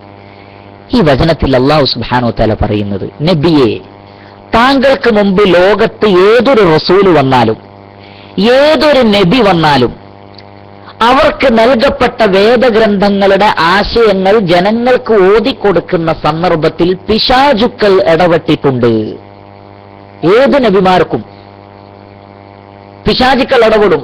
ഒന്ന്, പ്രവാചകന്മാരുടെ മനസ്സിൽ ശക്തമായ പ്രേരണ ചെലുത്തിയിട്ട് വേദവാക്യങ്ങളെ തിരുത്താൻ വേണ്ടി ശ്രമിക്കും. നബി സല്ലല്ലാഹു അലൈഹി വസല്ലമയുടെ അടുത്ത് ആളുകൾ വന്നിട്ടുണ്ട് തിരുത്തിക്കാൻ വേണ്ടിയിട്ട്. അള്ളാഹു കനത്ത താക്കീത് നൽകി സൂറത്തുൽ ഇസ്രായിൽ. അങ്ങനെ അവർക്ക് വേണ്ടി നീ വേദവാക്യത്തെ തിരുത്തിയാൽ ഈ ലോകത്തും പരലോകത്തും മറ്റുള്ളവർക്ക് നൽകുന്നതിന്റെ ഇരട്ടി ശിക്ഷ നിനക്ക് ഞാൻ നൽകും. അപ്പൊ ഇത് ജിന്നുകളിലും മനുഷ്യരിലും പെട്ട പിശാചുക്കൾ ചെയ്യുന്ന ഒരു പണിയാണിത്. ഏതൊരു നബി ഒരു ദീനീപരമായ വിഷയം അല്ലെങ്കിൽ ഖുർആനിലെ വചനങ്ങൾ, വേദഗ്രന്ഥത്തിലെ വചനങ്ങൾ ഓതിക്കൊടുക്കുന്നുവോ അവിടെ പിശാചി അവന്റേതായ ദുർവ്യാഖ്യാനങ്ങൾ, അവന്റേതായ മാറ്റിത്തിരുത്തലുകൾ, കോട്ടിമാട്ടലുകൾ, ഇതിന് എക്കാലഘട്ടത്തിലും ശ്രമം ഉണ്ടായിട്ടുണ്ട്. ഇത് റസൂലുള്ളാഹി സ്വല്ലല്ലാഹു അലൈഹി വസല്ലമക്കുള്ള ഒരു ആശ്വാസം, അതോടൊപ്പം നമുക്കൊക്കെ ഒരുപാട് ഗുണപാഠങ്ങൾ നൽകുന്ന അധ്യായമാണ്, വചനങ്ങളാണ്. കാരണം മുഹമ്മദ് നബി സല്ലല്ലാഹു അലൈഹി വസല്ലമക്ക് ഈ പരീക്ഷണം ഉണ്ടായപ്പോൾ അള്ളാഹു പറയണത് താങ്കൾക്ക് മാത്രമല്ല, ലോകത്ത് വന്ന സകല നബിമാർക്ക് ഈ പരീക്ഷണം ഉണ്ടായിട്ടുണ്ട്. ലോകത്ത് കടന്നു വന്ന സകല അമ്പിയാക്കൾക്കും മുർസലീങ്ങൾക്കും ഈ പരീക്ഷണം ഉണ്ടായിട്ടുണ്ട്. وَكَذَلِكَ جَعَلْنَا لِكُلِّ نَبِيٍّ عَدُوًّا شَيَاطِينَ الْإِنسِ وَالْجِنِّ يُوحِي بَعْضُهُمْ إِلَى بَعْضٍ زُخْرُفَ الْقَوْلِ غُرُورًا. സൂറത്തുൽ അൻആമിൽ അല്ലാഹു പറയുന്നു, താങ്കൾക്ക് മുമ്പ് ഏതൊരു നബി വന്നിട്ടുണ്ടോ ജിന്നുകളിൽ നിന്നും മനുഷ്യരിൽ നിന്നും അവർക്ക് ശത്രുക്കൾ ഉണ്ടായിട്ടുണ്ട്. ഈ ജിന്നുകളും മനുഷ്യരും പരസ്പരം അങ്ങോട്ടും ഇങ്ങോട്ടും സന്ദേശങ്ങൾ കൈമാറിക്കൊണ്ടിരിക്കുന്നു. സുബ്ഹാനല്ലാഹ്, ഇത് നടക്കുന്നുണ്ട്. ഇതെല്ലാ നബിമാർക്കും നടന്നിട്ടുണ്ട്. ഇൻഷാ അല്ലാഹ് മുഹമ്മദ് മുസ്തഫ സല്ലല്ലാഹു അലൈഹി വസല്ലമ അവസാന ദൈവദൂതനാകയാൽ ഈ പ്രവാചകന്റെ ഈ ഉമ്മത്തിൽ ഉടനീളം ഖിയാമത്ത് നാൾ വരെ ജിന്നുകളും മനുഷ്യരും തമ്മിൽ പരിശുദ്ധ വേദഗ്രന്ഥത്തിലെ വചനങ്ങളെ ദുർവ്യാഖ്യാനം ചെയ്യാനും കോട്ടിമാട്ടാനും ഇസ്ലാമിന്റെ സന്ദേശങ്ങളെ വളച്ചൊടിക്കാനുമുള്ള കൊണ്ടുപിടിച്ച ശ്രമം നടന്നുകൊണ്ടിരിക്കുന്നു. ഈ ജിന്നുകളും മനുഷ്യരും തമ്മിലുള്ള ഈ കൂട്ടുകെട്ട് അന്നും ഇന്നും ഇൻഷാ അല്ലാഹ് എന്നും തുടരുക തന്നെ ചെയ്യും. അപ്പൊ അള്ളാഹു പറയാണ് ഇങ്ങനൊരു സംഗതി നടക്കുന്നുണ്ട്. പക്ഷേ അള്ളാഹു യുക്തിമാനാണല്ലോ. പടച്ചറബിനെ തോൽപ്പിക്കാൻ കഴിയുമോ? അള്ളാഹു പറയാണ് ഫയൻസഖുല്ലാഹു മാ യുൽഖി ശൈത്താൻ, പിശാചിടുന്നതിനെ അള്ളാഹു മായ്ച്ചു കളയും, ഇല്ലാതാക്കി കളയും. സുമ്മ യുഹ്കിമുല്ലാഹു ആയാതി, അള്ളാഹു അവന്റെ വചനങ്ങൾക്ക് തന്നെ എന്ത് ചെയ്യും? പ്രതാപം നൽകും, ആധിപത്യം നൽകും, സ്ഥാനം നൽകും. പടച്ചറബിന്റെ വചനങ്ങൾക്കും ശരിയായ മതത്തിനും മാത്രമേ എന്നും നിലനിൽപ്പുള്ളൂ. ദുർവ്യാഖ്യാനക്കാരുടെ ദുർവ്യാഖ്യാനങ്ങളെല്ലാം അതൊക്കെ തകർന്ന് തരിപ്പണമായി പോകും. ഇസ്ലാമിനെയും ഖുർആനിനെയും പ്രവാചക അധ്യാപനങ്ങളെയും നശിപ്പിക്കാൻ ആര് എപ്പോൾ എങ്ങനെ ശ്രമിച്ചാലും അതെല്ലാം പരാജയപ്പെടുന്ന രൂപത്തിൽ അല്ലാഹു സുബ്ഹാനഹു വ തആല പ്രവർത്തിക്കുക തന്നെ ചെയ്യും. വല്ലാഹു അലീമുൻ ഹകീം എന്ന് പറഞ്ഞുകൊണ്ടാണ് ആ ആയത്തിനെ അല്ലാഹു അവസാനിപ്പിക്കുന്നത്. അല്ലാഹു അലീമാണ്, ഹക്കീമാണ്. അല്ലാഹു അറിവുള്ളവനും അഗാധജ്ഞനും തത്വജ്ഞനുമാണ്. എപ്പോൾ എവിടെ എങ്ങനെ പ്രവർത്തിക്കണമെന്ന് അല്ലാഹുവിനറിയാം. അതുകൊണ്ട് പ്രവാചകന്മാർ പോലും ഈ വിഷയത്തിൽ ബേജാറാവണ്ട എന്നാണ് അല്ലാഹു പറയുന്നത്. അതുകൊണ്ട് തന്നെ നമുക്കും ഇത്തരം വിഷയങ്ങൾ ഉണ്ടാകുമ്പോൾ ഒരിക്കലും എന്തുണ്ടാവരുത്? ബേജാറുണ്ടാവരുത്. അലീമുൻ ഹക്കീമുമായ റബ്ബിനെ കുറിച്ച് നിരാശപ്പെടുകയോ അഗാധജ്ഞനായ റബ്ബിനെ കുറിച്ച് നമ്മൾ നിരാശപ്പെടുകയോ പടച്ച റബ്ബിന്റെ തന്ത്രങ്ങളെ സംബന്ധിച്ചും അള്ളാഹു ശത്രുക്കളെ നിഷേധികളെ എങ്ങനെ പരാജയപ്പെടുത്തുന്നു എന്നതിനെക്കുറിച്ചും ചരിത്രത്തിലൂടെ വേദഗ്രന്ഥത്തിലൂടെ എമ്പാടും അറിവ് ലഭിച്ച നമുക്ക് എന്തിനാണ് ബേജാറ്? എന്തിനാണ് വിഷമം? സത്യവിശ്വാസികൾ വിഷമിക്കുകയേ വേണ്ട. എന്നാൽ അല്ലാഹു സുബ്ഹാനഹു വ തആല പറയാ, ഇതുകൊണ്ട് രണ്ട് ടീം ലോകത്തുണ്ടാകും. എന്താണ്? രണ്ട് ടീം. ഇത്തരത്തിലുള്ള കാര്യങ്ങൾ ഉണ്ടാകുമ്പോൾ രണ്ട് വിഭാഗം ആളുകൾ സമൂഹത്തിൽ ഉണ്ടാകും. ഒന്നാരാണ്? لِيَجْعَلَ مَا يُلْقِي الشَّيْطَانُ فِتْنَةً لِلَّذِينَ فِي قُلُوبِهِم مَّرَضٌ وَالْقَاسِيَةِ قُلُوبُهُمْ وَإِنَّ الظَّالِمِينَ لَفِي شِقَاقٍ بَعِيدٍ. എന്നാൽ പിശാചിന്റെ ദുർവ്യാഖ്യാനങ്ങളെ സ്വാധീനിക്കുന്ന, ഹൃദയത്തിൽ ഭക്തിയില്ലാത്ത, ഹൃദയം കടുത്തുപോയ, കാരുണ്യമില്ലാത്ത, ഈമാനില്ലാത്ത, ഖുശൂഇല്ലാത്ത, തഖ്വയില്ലാത്ത, ഹൃദയത്തിലെ രോഗം മാത്രം കൊണ്ടു നടക്കുന്ന ഒരു വിഭാഗത്തിന് അതൊരു പരീക്ഷണം തന്നെയാണ്. തീർച്ചയായും ളാലിമുകൾ, അള്ളാഹു ഉപയോഗിച്ച വാക്ക് നോക്കൂ നിങ്ങൾ, വ ഇന്ന ളാലിമീന. നമ്മൾ നേരത്തെ പഠിച്ചു, ജഹിലുള്ളവനാണ് ളാലിം, ജാഹിലാണ് ളാലിം. വ ഇന്ന ളാലിമീന ലഫീ ശിഖാഖിൻ ബഈദ്. തീർച്ചയായും വാലിമുകൾ വ്യക്തമായ കക്ഷിത്തിരിവിലാകുന്നു, വ്യക്തമായ ഗ്രൂപ്പിസത്തിലാകുന്നു എന്ന് വേണമെങ്കിൽ നമുക്കതിനെ ഭാഷാന്തരം ചെയ്യാം. വിദൂരമായ ഗ്രൂപ്പിസം, വിദൂരമായ കക്ഷിത്വം, അതിലാണ് ആര്? വാലിമുകൾ അഥവാ ജാഹിലുകൾ. അതിന് രണ്ട് കാരണമുണ്ട് എന്നാണ്. ഒന്നാമത്തെ കാരണം ഫീ ഖുലൂബിഹിം മറളുൻ, ഹൃദയത്തിൽ ഈമാനിന് പകരം രോഗമാണ്, ഒരു തരം സൂക്കേട്. ശരിയായ ഈമാനില്ല, തഖ്വയില്ല, ഖുശൂഇല്ല, ഭക്തിയില്ല. രണ്ടാമത്തത് വൽ ഖാസിയത്തി ഖുലൂബുഹും, ഹൃദയം കടുത്തുപോയി, ഹൃദയം കടുത്തുപോയി. ഇതിൽ നിന്ന് നമുക്ക് മറ്റൊരു പോയിന്റ് കിട്ടും. എന്താ കിട്ടുക? അറിവുള്ളവന്റെ ഹൃദയം ലോലമായിരിക്കും. രണ്ട്, അറിവുള്ളവന്റെ ഹൃദയത്തിൽ രോഗമുണ്ടാവുകയില്ല. ഖുർആൻ ശിഫയാവുന്ന എന്തുകൊണ്ടാണ്? ഖുർആൻ വിജ്ഞാനമാണ്. ആ അറിവ് ശരിക്ക് കൈമുതലാക്കിയവന്റെ ഹൃദയ രോഗങ്ങളൊക്കെ ഇല്ലാതാവും. എന്നാൽ ഇതിനെ തെറ്റായി ഉപയോഗിക്കുന്നവന് സൂക്കേട് കൂടും. പരിശുദ്ധ ഖുർആൻ പറഞ്ഞത് അങ്ങനെയാണ്, വലാ യസീദുൽ ളാലിമീന ഇല്ലാ ഖസാറ. ഈ ഖുർആൻ ളാലിമുകൾക്ക് നഷ്ടം വർദ്ധിപ്പിക്കും, അവർക്ക് നഷ്ടം വർദ്ധിപ്പിക്കും. ഒരു മരുന്നിനെ വേണ്ട രൂപത്തിൽ ഉപയോഗിച്ചിട്ടില്ലെങ്കിൽ രോഗം മൂർച്ഛിക്കുക ചെയ്യാം, രോഗം മൂർച്ഛിക്കും, ചിലപ്പോൾ മരിച്ചു തന്നെ പോവും. ഒരു മരുന്നിനെ ശരിയായി ഉപയോഗിച്ചിട്ടില്ലെങ്കിൽ രോഗം അധികമാവുന്ന മാത്രമല്ല മരിച്ചുപോവും. നമ്മുടെ സമൂഹത്തിൽ കാണുന്നില്ലേ, ചെറിയ ചെറിയ രോഗങ്ങൾ ഇപ്പോൾ എത്ര വലിയ രോഗങ്ങളായി മാറി. ചെറിയ ചെറിയ അബദ്ധങ്ങൾ വലിയ ക്യാൻസറുകളായി സമൂഹത്തിൽ പടർന്നു പന്തലിക്കുന്നില്ല. എന്താ കാരണം? അറിവിനെ എങ്ങനെ ഉപയോഗപ്പെടുത്തണം, എങ്ങനെ പ്രയോഗവൽക്കരിക്കണം എന്ന് അറിയാതെ കൃത്യമായ ളുൽമ് ചെയ്തതുകൊണ്ട്, ഹൃദയത്തിൽ ഖുശൂഉം ഭക്തിയുമില്ലാതെ കടുത്ത സമീപനങ്ങൾ സ്വീകരിച്ചതുകൊണ്ട് ഇങ്ങനെയുള്ള പ്രശ്നങ്ങളുണ്ടായി. അപ്പൊ അള്ളാഹു പറയാണ്, പിശാച് ഇട്ടുതരുന്ന വേദവാക്യങ്ങളെ ദുർവ്യാഖ്യാനിക്കാനും മറ്റുമുള്ള പിശാചിന്റെ ഈ തന്ത്രങ്ങളിൽ ഹൃദയത്തിൽ രോഗമുള്ളവനും കടുത്ത ഹൃദയമുള്ള ആളുകളും പെട്ടുപോകും. എന്നാൽ അള്ളാഹു സുബ്ഹാനഹു വ തആല അവൻ എല്ലാം അറിയുന്ന സൃഷ്ടാവാണല്ലോ, അവനെല്ലാം അറിയുന്നു, അവൻ അഗാധജ്ഞനാണ്, അങ്ങേയറ്റത്തെ വിജ്ഞാനത്തിന്റെ അറിവിന്റെ എല്ലാ ഉടമസ്ഥനും അള്ളാഹു സുബ്ഹാനഹു വ തആലയാണ്. അവൻ നല്ലതിൽ നിന്ന് ചീത്തയെയും ചീത്തയിൽ നിന്ന് നല്ലതിനെയും ജീവനുള്ളതിൽ നിന്ന് ഇല്ലാത്തതിനെയും ജീവനില്ലാത്തതിൽ നിന്ന് ഉള്ളതിനെയും പുറത്തു കൊണ്ടുവരാൻ കഴിവുള്ളവനാണ്. ഒരേ വചനം ഒരു സമൂഹത്തിന് ഫിത്നയാണെങ്കിൽ മറ്റൊരു സമൂഹത്തിന് അത് വിജ്ഞാന വർധനവാക്കി അല്ലാഹു മാറ്റും. അതാണ് രണ്ടാമത് പിന്നെ പറയുന്നത്, വലിയഅലമല്ലദീന ഊതുൽ ഇൽമ. എന്നാൽ അറിവുള്ള ആളുകൾ പഠിച്ചു മനസ്സിലാക്കും. ഊത്തുൽ ഇൽമപ്പെട്ട വിജ്ഞാനമുള്ള അറിവ് നൽകപ്പെട്ട ആളുകൾ ശരിക്ക് അറിയും, മനസ്സിലാക്കും. ഈ വചനത്തിൽ എന്താണുള്ളത്, വേദവാക്യത്തിൽ എന്താണുള്ളത്, പ്രവാചകന്റെ ഹദീസിൽ എന്താണുള്ളത് എന്നവർ ശരിക്ക് മനസ്സിലാക്കും. വലിയഅലമല്ലദീന ഊതുൽ ഇൽമ അന്നഹുൽ ഹഖ്ഖു മിർ റബ്ബിക്, ഇത് അല്ലാഹുവിൽ നിന്നുള്ള സത്യമാണ്. എന്നിട്ടോ ഫയുമിനൂ ബിഹി, എന്നിട്ടതിൽ വിശ്വസിക്കും. അപ്പൊ അയാളെ ഈമാനിലേക്ക് നയിച്ചത് എന്താണ്? അറിവാണ്. വലിയഅലമല്ലദീന, ഇൽമിനെ മുന്തിപ്പിച്ചു, ഇൽമിനെ മുന്തിപ്പിച്ചു. വലിയഅലമല്ലദീന ഊതുൽ ഇൽമ അന്നഹുൽ ഹഖ്ഖു മിർ റബ്ബിക ഫയുമിനൂ ബിഹി. then എന്നാണ് അവിടെ ഫ എന്നത് ഉപയോഗിച്ചത്. then they believe in it, എന്നിട്ട് അവർ ആ വചനത്തിൽ വിശ്വസിക്കും. അപ്പൊ അവിടെ ഫ, അതിനുശേഷം.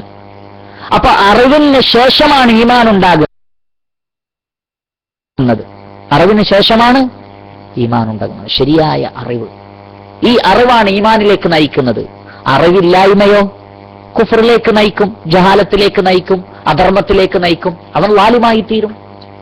ഇതാണ് ഈമാനും അറിവും തമ്മിലുള്ള ബന്ധം. അതിനാണ് ഞാൻ ഈ വചനങ്ങളെ നിങ്ങളുടെ മുന്നിൽ നൽകിയത്. സൂറത്തുൽ ഹജ്ജിലെ നേരത്തെ പറഞ്ഞ 52, 53, 54 വചനങ്ങൾ വല്ലാത്തൊരു കോമ്പിനേഷനുള്ള വചനാണ്. ഇത് ഒരു വിഷയമല്ല, 100 കണക്കിന് സബ്ജക്റ്റുകൾ ഈ 3 ആയത്തിന്ന് പുറത്തു വരാൻ സാധിക്കും. 100 കണക്കിന് സബ്ജക്റ്റുകൾ, അത്രക്ക് ബൃഹത്തായ എല്ലാ ആയത്തും അങ്ങനെ തന്നെയാണ്. ഈ 3 വചനങ്ങൾ അതിൽപ്പെട്ടതാണ്. അതിൽ നമ്മൾ ഈ ആയത്തിനെ തെളിവാക്കുന്ന എന്തിനു വേണ്ടി മാത്രം? അറിവും സത്യവിശ്വാസവും എങ്ങനെ ബന്ധപ്പെട്ടു നിൽക്കുന്നു, എപ്പോഴാണ് വാലിമായി തീരുന്നത്, അത് ജഹാലത്ത് കൊണ്ടാണ്, അങ്ങനെ ജഹാലത്തുള്ള ആളുകളുടെ ഹൃദയത്തിന്റെ അവസ്ഥ തുടങ്ങിയ വിഷയങ്ങളാണ് നമുക്കിതിൽ നിന്ന് കിട്ടാനുള്ളത്. അപ്പോൾ യഥാർത്ഥ അറിവ് മനുഷ്യനെ ഈമാനിലേക്ക് നയിക്കുന്നു. അതുകൊണ്ടാണ് ഇമാം ബുഖാരി റഹിമഹുല്ലാ അദ്ദേഹത്തിന്റെ സ്വഹീഹിൽ ഒരു ബാബ് തന്നെ, ഒരു അധ്യായം, ഒരു ഹെഡിങ് അത് കൊടുത്തത് എന്താണെന്നറിയുമോ?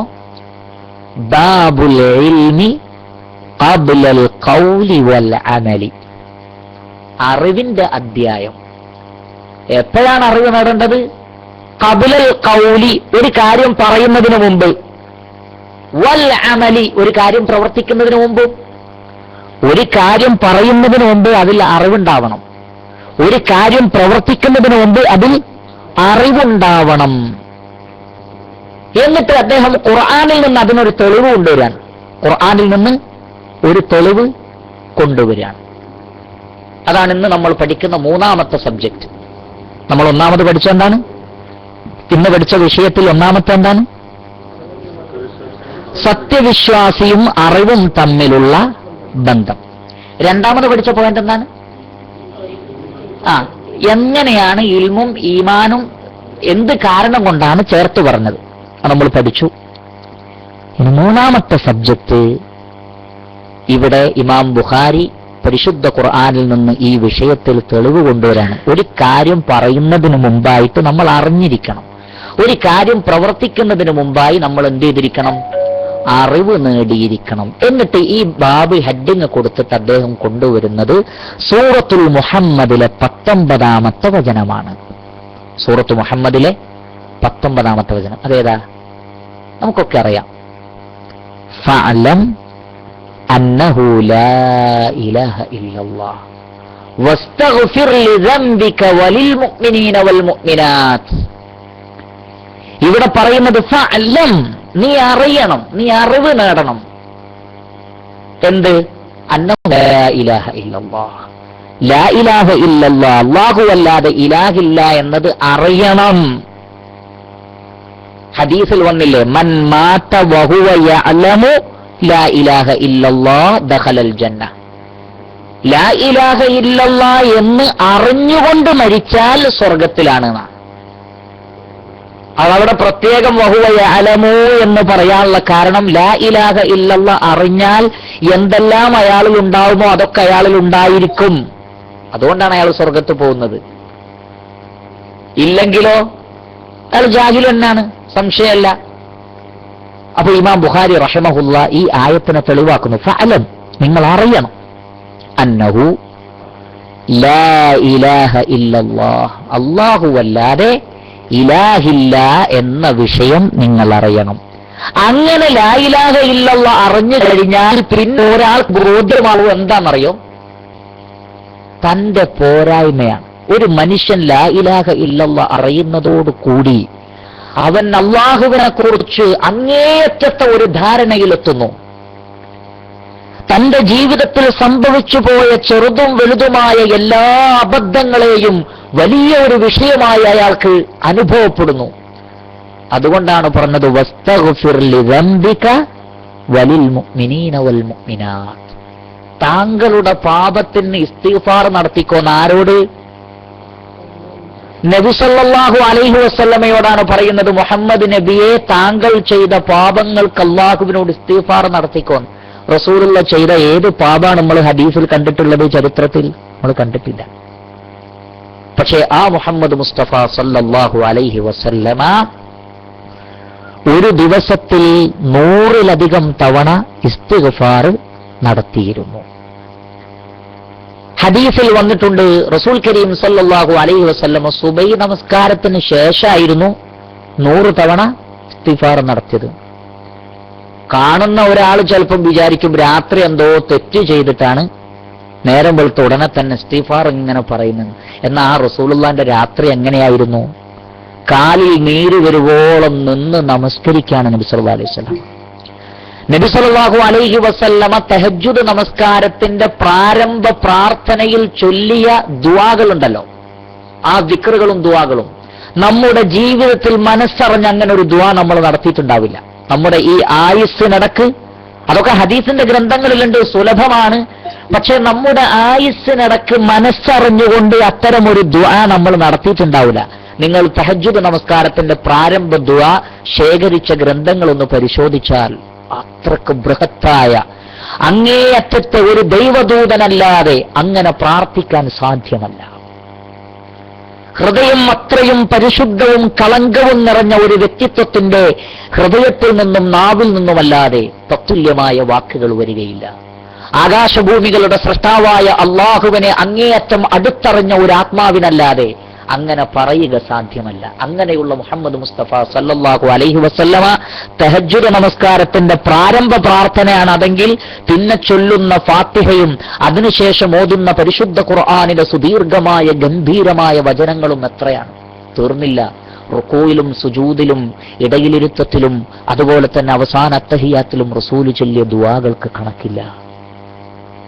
എന്നിട്ട് സുബൈയായിന്ന് ബിലാൽ റളിയല്ലാഹു അൻഹു വന്ന് പറയണം റസൂലുള്ള നിസ്കാരം നിർത്താൻ. എന്നിട്ടോ സുബൈന്റെ മുമ്പുള്ള 2 റക്അത്ത് സുന്നത്ത് നിസ്കരിക്കുകയാണ്. അത് കഴിഞ്ഞ് മദീന പള്ളിയിൽ വന്ന് തഖ്വയിൽ ഉന്നതി പൂണ്ട ഒരു സമൂഹത്തിന് ഇമാമായി നേതൃത്വം നൽകുകയാണ്. അതിനുശേഷമാണ് അസ്തഗ്ഫിറുല്ലാഹ് അസ്തഗ്ഫിറുല്ലാഹ് എന്ന് 100-ലധികം തവണ പറയുന്നതെങ്കിൽ തൗഹീദ് മനസ്സിലാക്കിയതിന്റെ അടയാളാണത്. തൗഹീദ് മനസ്സിലാക്കിയവന് അങ്ങനെ അല്ലാതെ സാധ്യമല്ല. അതുകൊണ്ടാണ് അല്ലാഹു ലാ ഇലാഹ ഇല്ലല്ലാഹ് പഠിച്ചോ പിന്നെ ഇസ്തിഗ്ഫാർ നടത്തിക്കോ എന്ന് പറഞ്ഞാൽ എന്താ? ഫഅലം അന്നഹു ലാ ഇലാഹ ഇല്ലല്ലാഹ്, ലാ ഇലാഹ ഇല്ലല്ലാഹ് അറിയുക. അതറിഞ്ഞാൽ അല്ലാഹുവിനെ അറിഞ്ഞു. പിന്നെ നമ്മുടെ മനസ്സിന്ന് ഒറ്റ വാക്കേ ഒരു റബ്ബേ പുറത്തു തരണേ പഠിച്ചോനെ. എന്റെ ജീവിതം എന്തായിരുന്നു, എന്റെ രാവ്, എന്റെ പകലുകൾ, എന്റെ ദിനരാത്രങ്ങൾ, എന്റെ രഹസ്യങ്ങൾ, എന്റെ പരസ്യങ്ങൾ എന്തായിരുന്നു റബ്ബേ പടച്ചോനെ, എനിക്ക് നീ പുറത്തു തരണമേ. ഇത് മാത്രമായിരിക്കും പിന്നൊരു സത്യവിശ്വാസിക്ക് പറയാനുണ്ടാവുക. അപ്പോൾ അറിവിന് ശേഷം പ്രവൃത്തി, അറിവാണ് യഥാർത്ഥ പ്രവൃത്തിയിലേക്ക് മനുഷ്യനെ നയിക്കുന്നത്. അതുകൊണ്ട് തന്നെ പരിശുദ്ധ ഖുർആനിൽ ധാരാളം വചനങ്ങളിൽ നമുക്ക് കാണാം അള്ളാഹു ആ വചനങ്ങളൊക്കെ ആരംഭിക്കുന്നത് അല്ലെങ്കിൽ അവസാനിപ്പിക്കുന്നത് ഇഅ്ലമൂ എന്ന് പറഞ്ഞുകൊണ്ടാണ്. ഇഅ്ലമൂ നിങ്ങൾ അറിയണം എന്ന് പറഞ്ഞുകൊണ്ടാണ്. ചില ഉദാഹരണങ്ങൾ മാത്രം നിങ്ങളുടെ ശ്രദ്ധയിൽപ്പെടുത്താം.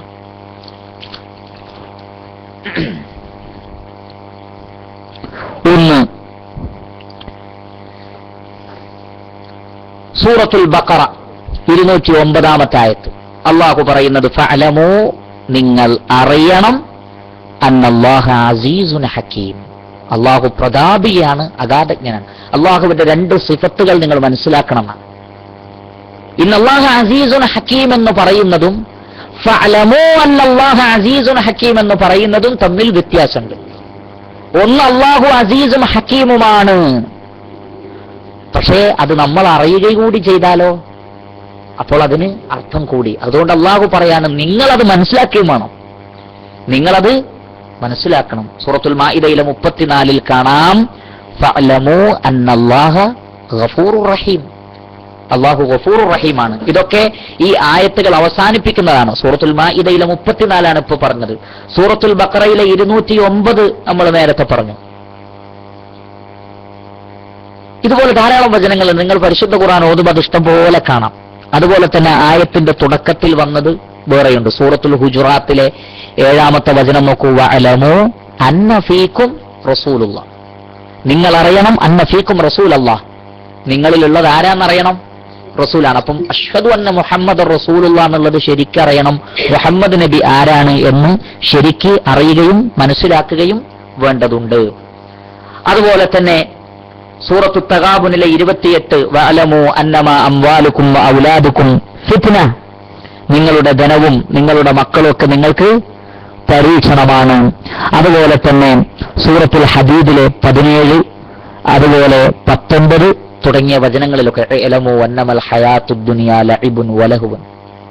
അപ്പൊ ധാരാളം വചനങ്ങളുടെ തുടക്കത്തിലും ധാരാളം വചനങ്ങളുടെ ഒടുക്കത്തിലും ഇഅ്ലമൂ ഇഅ്ലമൂ അറിയണം അറിയണം അറിയണം എന്ന വാക്കുകൾ ആവർത്തിച്ചാവർത്തിച്ച് വരുന്നത് കാണാൻ സാധിക്കും. അതെന്തുകൊണ്ടാണ്? അറിവ് നേടിക്കൊണ്ട് ഈ വക കാര്യങ്ങൾ മനസ്സിലാക്കുമ്പോഴാണ് അതിന് കൂടുതൽ അർത്ഥം ഉണ്ടാകുന്നത്. അപ്പോൾ 3 കാര്യങ്ങളാണ് ഇന്ന് നമ്മൾ അറിവുമായി ബന്ധപ്പെട്ട് മനസ്സിലാക്കിയിട്ടുള്ളത്. അതൊരു സബ്ജക്റ്റിന്റെ വ്യത്യസ്ത തെളിവുകളാണ്. ഇന്ന് നമ്മൾ സംസാരിച്ച സബ്ജക്റ്റ് എന്താണ്? അതെ, സത്യവിശ്വാസിയും അറിവും തമ്മിലുള്ള ബന്ധം. കഴിഞ്ഞ ക്ലാസ്സിൽ സംസാരിച്ചത് മനുഷ്യനും അറിവും തമ്മിലുള്ള ബന്ധം. ഇത് രണ്ടും കൂടി ഒത്തുകഴിഞ്ഞാൽ പിന്നെ നോക്കണ്ടല്ലോ. ഇത് രണ്ടും കൂടി ഒത്തുകഴിഞ്ഞാൽ പിന്നെ നോക്കേണ്ടതില്ല. കാരണം ഒന്നാമത്തെ മനുഷ്യൻ തന്നെ ഒന്നാമത്തെ നബിയാണ്. ആ മനുഷ്യനിൽ നിന്നാണ് മതം തുടങ്ങുന്നത് തന്നെ. അപ്പോൾ ഒന്നാമത്തെ മനുഷ്യൻ തന്നെയാണ് ഒന്നാമത്തെ നബി.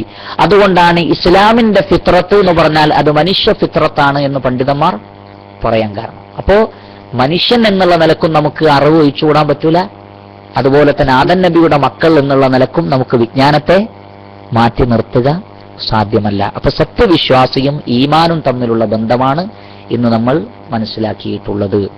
അതിനുള്ള 3 തെളിവുകൾ നമ്മൾ പറഞ്ഞു. ഒരു തെളിവ് എന്താണ്? നിങ്ങൾ അധ്യായം പറഞ്ഞിട്ടില്ലെങ്കിലും ആ അധ്യായത്തിലുള്ള ആ ആയത്തിലുള്ള ആശയം പറഞ്ഞാൽ മതി. എന്താണ്?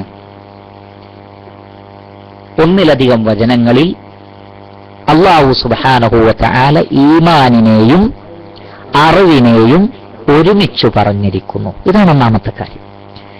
രണ്ടാമത് നമ്മൾ പറഞ്ഞത് ചിലയിടങ്ങളിൽ ഈമാൻ എന്ന് ഉപയോഗിക്കാതെ തന്നെ സത്യവിശ്വാസികളുടെ പര്യായപദമായി ഊത്തുൽ ഇൽമ് എന്ന് മാത്രം പറഞ്ഞിരിക്കുന്നു. മൂന്നാമത് നമ്മൾ പഠിച്ച പോയിന്റ് എന്തുകൊണ്ടാണ് ഇൽമിനെ ഈമാനുമായി ചേർത്ത് പറഞ്ഞത്, അഥവാ അറിവാണ് യഥാർത്ഥ ഈമാനിലേക്ക് നമ്മളെ നയിക്കുന്നത്. അവിടെയാണ് നമ്മൾ ഇമാം ബുഖാരി അദ്ദേഹത്തിന്റെ സ്വഹീഹിൽ കൊടുത്ത ഹെഡിങ്ങിനെ കുറിച്ച് സംസാരിച്ചത്. അതിന് അദ്ദേഹം കൊണ്ടുവന്ന തെളിവ്, സാക്ഷ്യം പരിശുദ്ധ ഖുർആനിലെ ഫഅലം അന്നഹു ലാ ഇലാഹ ഇല്ലല്ലാഹ് എന്ന വചനമാണ്. പിന്നെ നമ്മൾ അതിന് ഉപോത്ബലകമായ തെളിവുകളായിട്ടാണ് പിന്നെ ലാസ്റ്റ് പറഞ്ഞത്. എന്ത്?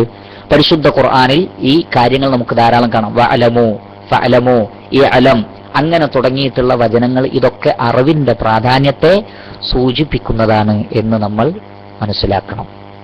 സമയമുണ്ടല്ലേ? അല്ലേ? ശരി.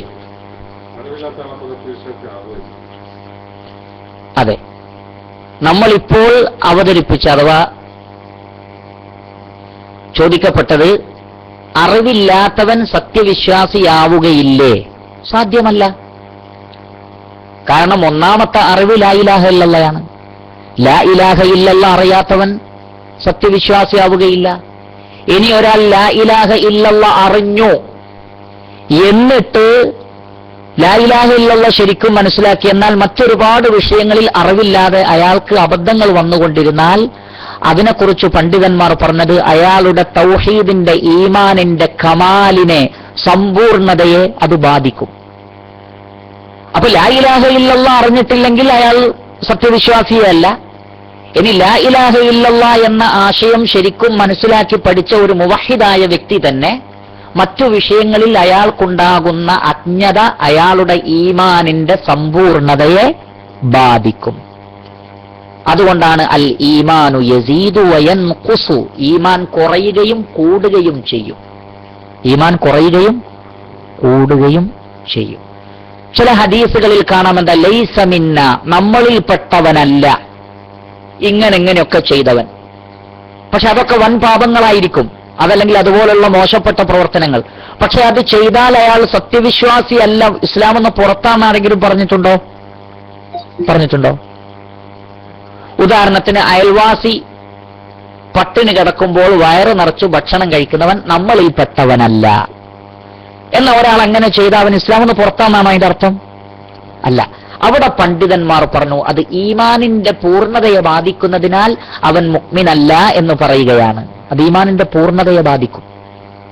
കാരണം അൽ ഈമാനു ബിദ്ഉൻ വസബ്ഊന ശുഅബ അഫ്ളലുഹാ ഖൗലു ലാ ഇലാഹ ഇല്ലല്ലാഹ് വഅദ്നാഹാ ഇമാതത്തുൽ അദാ അനിത് ത്വരീഖ് വൽ ഹയാഉ ശുഅബത്തുൻ മിനൽ ഈമാൻ. ഈമാൻ 70-ൽ പരം ശാഖകളാണ്. മറ്റൊരു റിവായത്തിൽ ഔ സിത്തൂന 60-ൽ പരം എന്നാണ്. അഫ്ളൽ ലാ ഇലാഹ ഇല്ലല്ലാഹ്. അതോടുകൂടി അയാൾ ഇസ്ലാമിൽ വന്നു. താഴെയുള്ളത് ഇമാതത്തുൽ അദാ അനിത് ത്വരീഖ്, അത് അറിയാത്തൊരു വ്യക്തി അല്ലെങ്കിൽ അതനുസരിച്ച് പ്രവർത്തിക്കാത്തൊരു വ്യക്തിയുടെ തൗഹീദിന്റെ ഈമാനിന്റെ കമാലിൽ കുറവ് വരും. അപ്പോ ഒരുപക്ഷെ അല്ലാഹു സുബ്ഹാനഹു വ തആല അദ്ദേഹത്തെ ശിക്ഷിച്ചേക്കാം, അല്ലെങ്കിൽ പുറത്തു കൊടുത്തേക്കാം. അതുകൊണ്ടാണ് ഈമാനിന്റെ തൗഹീദിന്റെ ലാ ഇലാഹ ഇല്ലല്ലയുടെ കണികയെങ്കിലുമുള്ള ആളുകൾ അവസാനം നരകത്തിൽ നിന്ന് എവിടെ വരും? സ്വർഗത്തിൽ വരും. അപ്പോൾ അവർ നരകത്തിൽ പ്രവേശിച്ചത് ഇസ്ലാമെന്ന് പുറത്തു പോയതുകൊണ്ടല്ല, പിന്നെ അവരുടെ ഈമാനിന്റെ തൗഹീദിന്റെ വിശ്വാസത്തിന്റെ കമാലിനെ ബാധിച്ചതുകൊണ്ടാണ്. അപ്പൊ ചുരുക്കത്തിൽ ഇത്രയും വിവരിച്ചതിൽ നിന്ന് ഒരു സംഗതി മനസ്സിലായി. ഒന്നെങ്കിൽ തൗഹീദ് തന്നെ തീരെ ഇല്ലാതെയാവുന്നത്, അല്ലെങ്കിൽ ഈമാനിന്റെ തൗഹീദിന്റെ പൂർണ്ണതയ്ക്ക് ഭംഗം വരുത്തുന്നതൊക്കെ എന്താണ്? യഥാർത്ഥത്തിൽ അറിവില്ലായ്മയാണ്. അപ്പോൾ നമ്മൾ നേടിയ അറിവനുസരിച്ച് നമ്മൾ പ്രവർത്തിക്കുന്ന കാലത്തോളം നമ്മൾ ഈമാനിന്റെ പൂർണ്ണതയിലേക്ക് സഞ്ചരിച്ചു കൊണ്ടിരിക്കും. എവിടെയെല്ലാം അറിവില്ലായ്മ കൊണ്ട് നമുക്ക് അബദ്ധങ്ങൾ സംഭവിക്കുന്നുവോ, അല്ലെങ്കിൽ അറിഞ്ഞിട്ട് നമ്മൾ തെറ്റുകൾ ചെയ്യുന്നുവോ, അവിടെയെല്ലാം ഈമാനിന്റെ പൂർണ്ണത കുറഞ്ഞുകൊണ്ടിരിക്കും. അതിന്റെ കമാലിനെ അത് ബാധിച്ചുകൊണ്ടിരിക്കും. അപ്പോൾ അറിവ് തന്നെയാണ് എവിടെയും പ്രധാനം. ശരി, അപ്പോൾ അറിവും ഈമാനും തമ്മിൽ ഇങ്ങനെ ബന്ധപ്പെട്ടതാണെങ്കിൽ, അറിവും മനുഷ്യ സൃഷ്ടിപ്പും തമ്മിൽ ഇങ്ങനെ ബന്ധപ്പെട്ടതാണെങ്കിൽ, അപ്പൊ അറിവ് നേടൽ നമുക്ക് എന്തായി? നിർബന്ധമായി. അതുകൊണ്ടാണ് ഇബ്നു മാജ ഉദ്ധരിക്കുന്ന ഒരു ഹദീസിൽ അനസ് ഇബ്നു മാലിക് റളിയല്ലാഹു തആല അൻഹു അദ്ദേഹം പറയുന്നു, അൻ അനസ് ഇബ്നു മാലിക് റളിയല്ലാഹു തആല അൻഹു ഖാല ഖാല റസൂലുള്ളാഹി സ്വല്ലല്ലാഹു അലൈഹി വസല്ലം ത്വലബുൽ ഇൽമി ഫരീളത്തുൻ അലാ കുല്ലി മുസ്ലിമിൻ. ഇബ്നു മാജ ഉദ്ധരിക്കുന്ന ഹദീസാണ്. വേറെയും റിവായത്തുകളിൽ വന്നിട്ടുണ്ട്. അതിന്റെ ചില റിവായത്തുകളിൽ ദുർബലതകൾ ഉണ്ടെങ്കിലും അതിന്റെ മജ്മൂആയ തുറക്കുകൾ പരിശോധിച്ച പണ്ഡിതന്മാർ ഈ ഹദീസ് സ്വീകാര്യയോഗ്യമാണ്, സഹീഹാണ് എന്ന് രേഖപ്പെടുത്തിയവരാണ്. ത്വലബുൽ ഇൽമി ഫരീളത്തുൻ അലാ കുല്ലി മുസ്ലിമിൻ. ചില ആളുകൾ അലാ കുല്ലി മുസ്ലിമിൻ വ മുസ്ലിമത്ത് എന്ന് പറയാറുണ്ട്. മുസ്ലിമത്ത് എന്ന പദം എവിടെയും വന്നിട്ടില്ല, സ്വഹീഹായ എവിടെയും വന്നിട്ടില്ല. അത് ആളുകളുടെ നാവിൽ അങ്ങനെ വന്ന് ശീലമായതാണ്. അത് നമ്മൾ ഒഴിവാക്കണം. ഈ ഹദീസിന്റെ ലഫ്ളിൽ എത്രയേ ഉള്ളൂ? ത്വലബുൽ ഇൽമി ഫരീളത്തുൻ അലാ കുല്ലി മുസ്ലിമിൻ. അറിവ് നേടൽ ഫർളാകുന്നു എല്ലാ മുസ്ലിമിനും. എല്ലാ മുസ്ലിമിനും അറിവ് നേടൽ ഫർളാകുന്നു. ഇബ്നു മാജ ഉദ്ധരിക്കുന്ന ഹദീസാണ്. ആരിൽ നിന്ന്? അനസ് ഇബ്നു മാലിക് റളിയല്ലാഹു തആല അൻഹുവിൽ നിന്നാണ് ഈ ഹദീസ് ഉദ്ധരിക്കുന്നത്. അപ്പൊ ത്വലബുൽ ഇൽം, അറിവ് നേടുക, ഫരീളത്തുൻ അതെന്താണ്? ഫർളാണ്. അലാ കുല്ലി മുസ്ലിമിൻ, എല്ലാ മുസ്ലിമിനും. എന്താ ഫർളു എന്ന് പറഞ്ഞാൽ? വാജിബ് എന്ന് പറഞ്ഞാൽ? വാജിബ് എന്ന് പറഞ്ഞാൽ എന്താണ്? ഒഴിവാക്കാൻ പാടില്ലാത്തത്. അതിനല്ലല്ലേ നിർബന്ധം എന്ന് പറയാ? ശിക്ഷ ഉണ്ടാവില്ലാണോ വാജിബ് ഒഴിവാക്കിയാലോ? ശരി, എന്നാ അതിനെക്കുറിച്ച് ഒരല്പം പറയാം. അത് ഈ ഹദീസ് ചർച്ച ചെയ്യുന്നിടത്തിൽ പറയാതെ നിർവാഹമില്ല. ശരി, ഇമാം ഷൗക്കാനി റഹിമഹുല്ലാ, ഇമാം ഷൗക്കാനി അദ്ദേഹം പറയുകയാണ്, അൽ വാജിബു ഫിൽ ഇസ്തിലാഹ്. വാജിബ് യഥാർത്ഥത്തിൽ ഇസ്ലാമിന്റെ സാങ്കേതിക ഭാഷയിൽ വാജിബ് എന്ന് പറഞ്ഞാൽ മാ യുംദഹു ഫാഇലുഹു വയുസമ്മു താരിഖുഹു, ചെയ്യുന്നവൻ പ്രശംസാർഹനും ഒഴിവാക്കുന്നവൻ ആക്ഷേപാർഹനുമാണ്. അങ്ങനെയുള്ള സംഗതിയാണ്. ഒഴിവാക്കിയാൽ അത് ആക്ഷേപിക്കപ്പെട്ടതാണ്, ചെയ്താൽ അയാൾ പ്രശംസിക്കപ്പെടുന്നവനുമാകുന്നു. വയുറാദിഫുഹു അൽ ഫർള്, അതിന്റെ പര്യായ പദമാണെന്ത്? ഫർള്. വാജിബിന്റെ പര്യായ പദമാണ് ഫർള്. ഇൻദൽ ജുംഹൂർ, ബഹുഭൂരിപക്ഷം പണ്ഡിതന്മാർക്കിടയിലും വാജിബ് എന്ന് പറഞ്ഞാലും ഫർള് എന്ന് പറഞ്ഞാലും ഒന്ന് തന്നെയാണ്. എന്നാൽ ചിലർ പറഞ്ഞിട്ടുണ്ട്, വഖീല അൽ ഫർളു മാ കാന ദലീലുഹു ഖത്ഇയ്യ വൽ വാജിബു മാ കാന ദലീലുഹു വന്നിയ്യൻ. എന്നാൽ ചില പണ്ഡിതന്മാർ പറഞ്ഞു ഫർള് എന്ന് പറഞ്ഞാൽ വ്യക്തമായ ദലീല് കൊണ്ട് സ്ഥിരപ്പെട്ട വിഷയമാണ്, ഷക്കിന്റെ പ്രശ്നം തന്നെയല്ല. അങ്ങനെയുള്ളതിനാണ് ഫർള് എന്നറിയാം. ഇപ്പൊ 5 നേരത്തെ നമസ്കാരം, റമദാനിലെ നോമ്പ്, സക്കാത്ത്, ഹജ്ജ്, ഇതൊക്കെ വളരെ സ്പഷ്ടമാണ്, പകൽ വെളിച്ചം പോലുള്ളതാണ്. അതിനാണ് ഫർള് എന്ന് പറയാ. എന്നാൽ നിഗമനങ്ങളുടെ അടിസ്ഥാനത്തിൽ നിർബന്ധമാവാം എന്ന അടിസ്ഥാനത്തിൽ പറയുന്നതിനെ, ലന്നിയായതിനെ വാജിബെന്നും പറയുന്നു. എന്നാൽ ഇത് വിദൂരമായൊരു വ്യാഖ്യാനം മാത്രമാണ്. വൽ അവ്വലു ഔലാ, ആദ്യം പറഞ്ഞതാണ് ഏറ്റവും ശരി. ഫർള് എന്ന് പറഞ്ഞാലും വാജിബ് എന്ന് പറഞ്ഞാലും ചെയ്യൽ നിർബന്ധമായതാണ്. ഇതാണ് അദ്ദേഹത്തിന്റെ അഭിപ്രായം. എന്നാൽ വേറെ ചില പണ്ഡിതന്മാർ കുറച്ചുകൂടി പറഞ്ഞു. ഇത് അദ്ദേഹം പറഞ്ഞത് അതിനെ ഒന്നുകൂടി പൂർത്തീകരിച്ചുകൊണ്ട് വളരെ വ്യക്തമായി അതിന് ഒരു അഭിപ്രായം പറഞ്ഞു. ഫൽ ഫർളു ഇൻദൽ ജുംഹൂർ, ബഹുഭൂരിപക്ഷം പണ്ഡിതന്മാർക്കിടയിലും ഫർള് എന്ന് പറഞ്ഞാൽ ഹുവ മാ തലബ അശ്ശാരിഉ ഫിഅലഹു അലാ വജ്ഹിൽ ലുസൂമി ബിഹൈസു യുസമ്മു താരിഖുഹു വമഅ അസ്സമ്മി അൽ ഇഖാബ്.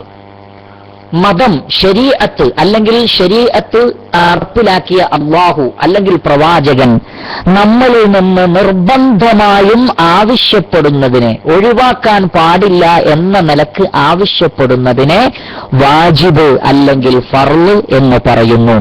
അത് ഒഴിവാക്കുന്നവൻ ആക്ഷേപാർഹനാണ് എന്നതോടൊപ്പം തന്നെ അതിന്റെ ശിക്ഷയും അയാൾക്ക് ലഭിക്കുന്നതാകുന്നു. എന്നാൽ അത് പ്രവർത്തിക്കുന്ന ആളോ, അയാൾ പ്രോത്സാഹിപ്പിക്കപ്പെടുകയും പ്രശംസിക്കപ്പെടുകയും ചെയ്യുന്നതോടൊപ്പം അദ്ദേഹത്തിന് സവാബുണ്ടാവുകയും ചെയ്യും, പ്രതിഫലമുണ്ടാവുകയും ചെയ്യും. അപ്പോൾ നിർബന്ധമായും മതം നമ്മളിൽ നിന്ന് ഉണ്ടാവണം എന്ന് ആഗ്രഹിക്കുന്നതെന്തോ അതാണെന്ത്? ഫർള്. അതിന്റെ മുത്തറാദിഫായ മറ്റൊരു പദം ആണെന്ത്? വാജിബ്. രണ്ടും ഏകദേശം ഒരേ ആശയത്തെ കുറിക്കുന്നു. എന്നാൽ ഞാൻ നിങ്ങൾക്ക് ചില പണ്ഡിതന്മാർ പറഞ്ഞ ഒരു അഭിപ്രായം കൂടി ഈ വിഷയം വ്യക്തമാവാൻ നിങ്ങൾക്ക് പറഞ്ഞു തരാം. ഫർള് എന്ന് പറയുമ്പോൾ വാജിബിനേക്കാൾ കുറച്ചുകൂടി ഗൗരവം കൂടിയതാണ്. ഞാനൊരു ലളിതമായ ഉദാഹരണം പറഞ്ഞുതരാം. 5 നേരം ജമാഅത്തായി നമസ്കരിക്കൽ പുരുഷന്മാർക്ക് എന്താണ്? എന്നാൽ ഉദുറുണ്ടെങ്കിലോ? ജമാഅത്തിൽ പങ്കെടുക്കാതിരിക്കാനുള്ള ചില ഉദുറുണ്ടല്ലോ, അത് വന്നാൽ വാജിബാണോ? അതുകൊണ്ടാണ് വാജിബാണോ? ഇപ്പൊ ശക്തമായ മഴ, ജമാഅത്തായ നിസ്കാരം ഉണ്ടോ? ഇല്ല. ശക്തമായ രോഗം ഉണ്ടോ? ഇല്ല. എന്നാൽ നിസ്കാരം എന്ന് പറഞ്ഞ ആ അമലോ, അത് നിങ്ങൾ മഴ ചെയ്താലും ശരി, രോഗിയാണെങ്കിലും ശരി, നിർവഹിച്ചേ പറ്റും. അപ്പോൾ വാജിബും ഫർദും തമ്മിൽ ഈ ഒരു വ്യത്യാസം കൂടി പണ്ഡിതന്മാർ ചിലർ പറഞ്ഞിട്ടുണ്ട്. വാജിബ് ഏതെങ്കിലും ഘട്ടങ്ങളിൽ ഒഴിവാക്കാം. ഉദാഹരണത്തിന് താടി വെക്കൽ വാജിബാണ്. ഒരാൾക്ക് മുളച്ചില്ല, എന്ത് ചെയ്യും? ഒരു രക്ഷയില്ല. എന്നാൽ അതുപോലെയാണോ റമളാനിൽ ആരോഗ്യത്തോടു കൂടിയുള്ള ഒരാൾക്ക് നോമ്പ് വിൽക്കണ്ടേ? ഒരു രക്ഷയില്ല, നോമ്പ് നോറ്റേ മതിയാവും. അപ്പോ വാജിബ് എന്ന വിഷയങ്ങളിൽ ചിലപ്പം ചില ഉദറുകൾ കാരണം മാറ്റിവെക്കാൻ സാധിച്ചേക്കാം. എന്നാൽ മറ്റത് ഫർളിനത് പറ്റൂല, അത് ചെയ്തേ മതിയാവും. ഇപ്പൊ യാത്രക്കാരനും വെള്ളിയാഴ്ച ദിവസം ജുമാ എന്താണ്? വാജിബാണ് അല്ലേ? എന്നാ യാത്രക്കാരനാണെങ്കിലോ? അല്ല. പക്ഷെ അന്നും വേറെസ്കരിച്ചിരിക്കണം. അതിലൊരു യാത്രയായാലും ശരി, വേറെന്താണെങ്കിലും ശരി. ഇങ്ങനൊരു വ്യത്യാസം കൂടി പണ്ഡിതന്മാർ പറഞ്ഞു കാണാം. രണ്ടാണെങ്കിലും വാജിബാണെങ്കിലും ഒരാൾ ഉദറില്ലാതെ ഒഴിവാക്കിയാൽ ശിക്ഷാർഹനാണ്. ഫർളിന്റെ കാര്യം പറയേണ്ട ആവശ്യവുമില്ല. അതുകൊണ്ട് തന്നെ ധാരാളം സ്ഥലങ്ങളിൽ ഇത് മുത്തറാദിഫ് തന്നെയാണ്, പര്യായ പദങ്ങൾ തന്നെയാണ്. അപൂർവം ചില കേസുകളിൽ ഫർളിന് കുറച്ചുകൂടി ശക്തി ഉണ്ടാകുന്നു മാത്രം.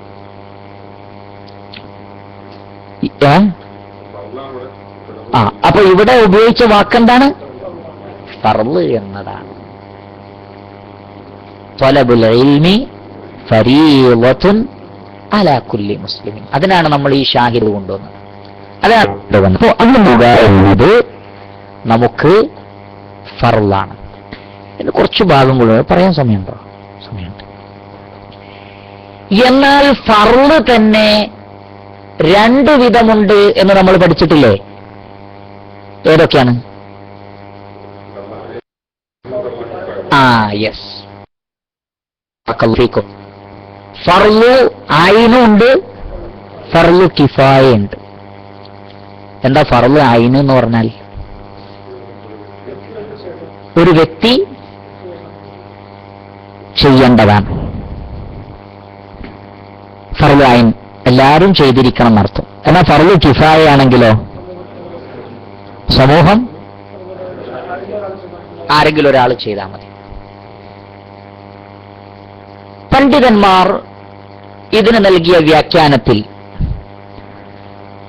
ഷെയ്ഖ് അഷ്ശങ്കീത്തി എന്നറിയപ്പെടുന്ന പ്രസിദ്ധനായ ഒരു പണ്ഡിതൻ, അൽവാഉൽ ബയാൻ ഒക്കെ എഴുതിയ പണ്ഡിതൻ, അദ്ദേഹത്തിന് ഉസൂലുൽ ഫിഖ്ഹിൽ ഒരു ഗ്രന്ഥമുണ്ട്. അതിൽ അദ്ദേഹം വളരെ മനോഹരമായി അത് നമുക്ക് പഠിപ്പിച്ചു തന്നു. അതിന്റെ ആശയം ഖുലാസ ഞാൻ പറഞ്ഞുതരാം. എന്താ അദ്ദേഹം പറഞ്ഞത്? ഫർളു ഐൻ എന്ന് പറഞ്ഞാൽ അള്ളാഹു അത് ചെയ്യുന്ന ആ വ്യക്തിയിലേക്കാണ് നോക്കുന്നത്. ഇപ്പൊ 5 നേരത്തെ നമസ്കാരം ഇന്ന വ്യക്തി ചെയ്തോ, സിറാജ് ചെയ്തോ, ബഷീർ ചെയ്തോ, റഫീഖ് ചെയ്തോ, ഇത് അള്ളാഹു നോക്കും. അതാണ് ഫർളു ഐൻ. എന്നാൽ ഫർളു കിഫായ ആ പ്രവൃത്തി ചെയ്യപ്പെട്ടോ എന്നേ നോക്കുള്ളൂ. റഫീഖ് ചെയ്തോ ബഷീർ ചെയ്തോ എന്നൊരു വിഷയമല്ല. അതിന്റെ അർത്ഥം അവർക്ക് പ്രതിഫലമല്ല എന്നല്ല. പക്ഷെ വിഷയം അത് നടത്തപ്പെട്ട, ഉദാഹരണത്തിന് പള്ളിയിലെ ബാങ്ക്, 5 നേരത്തെ ബാങ്ക് എന്താണ്? ഫർളു കിഫായാണ്. നിങ്ങളെല്ലാവരും ബാങ്ക് കൊടുത്തോ എന്ന് അള്ളാഹു നോക്കൂല. പക്ഷെ പള്ളിയിൽ ബാങ്ക് കൊടുത്തിട്ടുണ്ടോ അത് വിഷയാണ്. മനസ്സിലായില്ലേ? വളരെ ലളിതമായി അദ്ദേഹം പഠിപ്പിച്ചെന്നാണ്. അല്ലാഹു സുബ്ഹാനഹു തആല ഒരു പ്രവൃത്തി ചെയ്ത അശ്ശഖ്സിലേക്ക്, വ്യക്തിയിലേക്ക് നോക്കും. അദ്ദേഹം ചെയ്തിട്ടുണ്ടെങ്കിൽ അദ്ദേഹത്തിന് പ്രതിഫലമുണ്ട്, ഉപേക്ഷിച്ചിട്ടുണ്ടെങ്കിൽ അദ്ദേഹത്തിന് ശിക്ഷയുമുണ്ട്. എന്നാൽ ഫർളു കിഫായ ആ അമല് ചെയ്യപ്പെട്ടോന്നേ നോക്കുള്ളൂ. മയ്യത്ത് നമസ്കാരം, അങ്ങനെ ഒരു കർമ്മം അവിടെ നിർവഹിക്കപ്പെട്ടോ, അത് ഉമർ ചെയ്താലും സെയ്ദ് ചെയ്താലും ഒക്കെ ശ്രമം തന്നെ, ആ പ്രവൃത്തി അവിടെ ചെയ്യപ്പെട്ടു. അതുപോലെ തന്നെ വെള്ളത്തിൽ മുങ്ങുന്ന ഒരാള്, സമീപത്തുള്ള ആളുകൾ ഉണ്ടെങ്കിൽ അവർ രക്ഷിക്കൽ എന്ത് പെട്ടതാ? ഫർളു കിഫായാണ്. പണ്ഡിതന്മാർ ഗ്രന്ഥത്തിൽ എഴുതി വെച്ചിട്ടുണ്ട്, അത് ഫർളു കിഫായാണ്. ആരും അദ്ദേഹത്തെ രക്ഷപ്പെടുത്തിയില്ല, എല്ലാവരും കുറ്റക്കാരാണ്. ആരെങ്കിലും ഒരാൾ രക്ഷപ്പെടുത്തിയാൽ ബാക്കിയുള്ളവരൊക്കെ രക്ഷപ്പെട്ടു. എല്ലാവരും ശിക്ഷക്കാരാണ്. അങ്ങനെ ഉണ്ടെങ്കിൽ ശിക്ഷിക്കപ്പെടും. പള്ളിയിൽ ബാങ്ക് കൊടുത്തിട്ടില്ലെങ്കിൽ ആ നാട്ടിലെ എല്ലാവരും, ജമാഅത്ത് തീർച്ചയായും അത് ഫർളു, അത് വാജിബ് എന്നല്ലേ. അത് ഒരു വിഭാഗം ചെയ്താൽ മറുവിഭാഗം രക്ഷപ്പെടുന്നില്ലല്ലോ. അതുകൊണ്ട് എന്തായാലും ശിക്ഷിക്കപ്പെടും. അങ്ങനെ ഒരു പള്ളിയിൽ ജമാഅത്ത് നടത്താനുള്ള സൗകര്യവും പള്ളിയും കാര്യങ്ങളൊക്കെ ഒരു നാട്ടിലുണ്ടായിട്ട് ഒരു ജനത അവിടെ പോയി നമസ്കരിച്ചിട്ടില്ലെങ്കിൽ അവരുടെ വീടുകൾ കത്തിച്ചു കളയാൻ ഞാൻ ആഗ്രഹിക്കുന്നു എന്നാണ് നബി സല്ലല്ലാഹു അലൈഹി വസല്ലമ പറഞ്ഞത്. അപ്പൊ അത് വളരെ ഗൗരവപ്പെട്ട വിഷയമാണ്.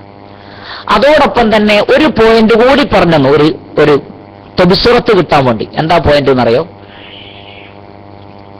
ഫർളു ഐന് നിങ്ങൾ ചെയ്തിട്ടില്ലെങ്കിൽ, ഉദാഹരണത്തിന് ഞാൻ നിസ്കരിച്ചില്ല, അത് നിങ്ങൾക്ക് ശിക്ഷ കിട്ടുമോ? ഇല്ല. എന്നാൽ ഫർളു കിഫായ ആരും ചെയ്തില്ല, എല്ലാവർക്കും ശിക്ഷ കിട്ടും. അതാണ് അതിന്റെ വ്യത്യാസം. എന്നാൽ ഫർളു ഐന് ഒരാൾ ഒഴിവാക്കിയാൽ അതിന് വേറൊരാൾ അല്ലാഹു സുബ്ഹാനഹു വ തആല ശിക്ഷിക്കൂല. എന്നാൽ ഫർളു കിഫായ നടപ്പിലാക്കപ്പെട്ടിട്ടില്ലെങ്കിൽ എല്ലാവർക്കും കൂടി ആ ശിക്ഷ കിട്ടും. ഈ പറഞ്ഞതിൽ നിന്ന് എന്താണ് ഫർളു ഐന് എന്നും എന്താണ് ഫർളു കിഫായ എന്നും നമുക്ക് മനസ്സിലായിട്ടുണ്ടാകും. അപ്പൊ ത്വലബുൽ ഇൽമി ഫരീളത്തുൻ അലാ കുല്ലി മുസ്ലിമിൻ, ഇൽമ് നേടൽ, അറിവ് നേടൽ എല്ലാ മുസ്ലിമിനും ഫർളാണ്. ഏത് ഫർള്? ഫർളു ഐന്. ഉറപ്പിച്ചോ? അങ്ങനെ ഉറപ്പിക്കരുത്. ഒരു വിഷയവും ബാബുൽ ഇൽമി ഖബ്ലൽ ഖൗലി വൽ അമൽ, അതാണ് നമ്മൾ കുറച്ചു നേരത്തെ പറഞ്ഞത്. അപ്പൊ അങ്ങനെ ഉറപ്പിക്കാൻ വരരുത്. നമ്മൾ ഒന്നുകൂടി ഒന്ന് ആലോചിച്ച് നോക്കണം.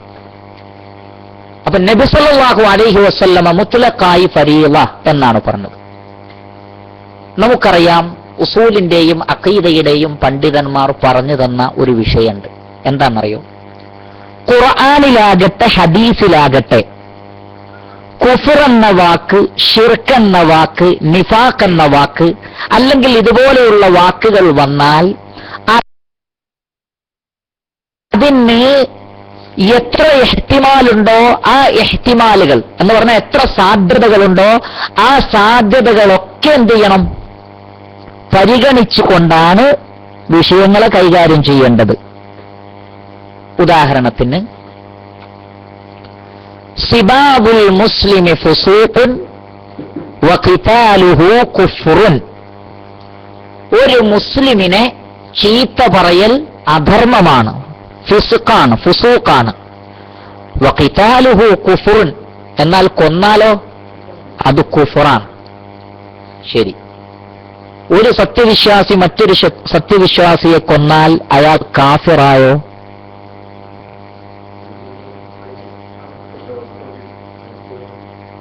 എന്താണ് അഭിപ്രായം?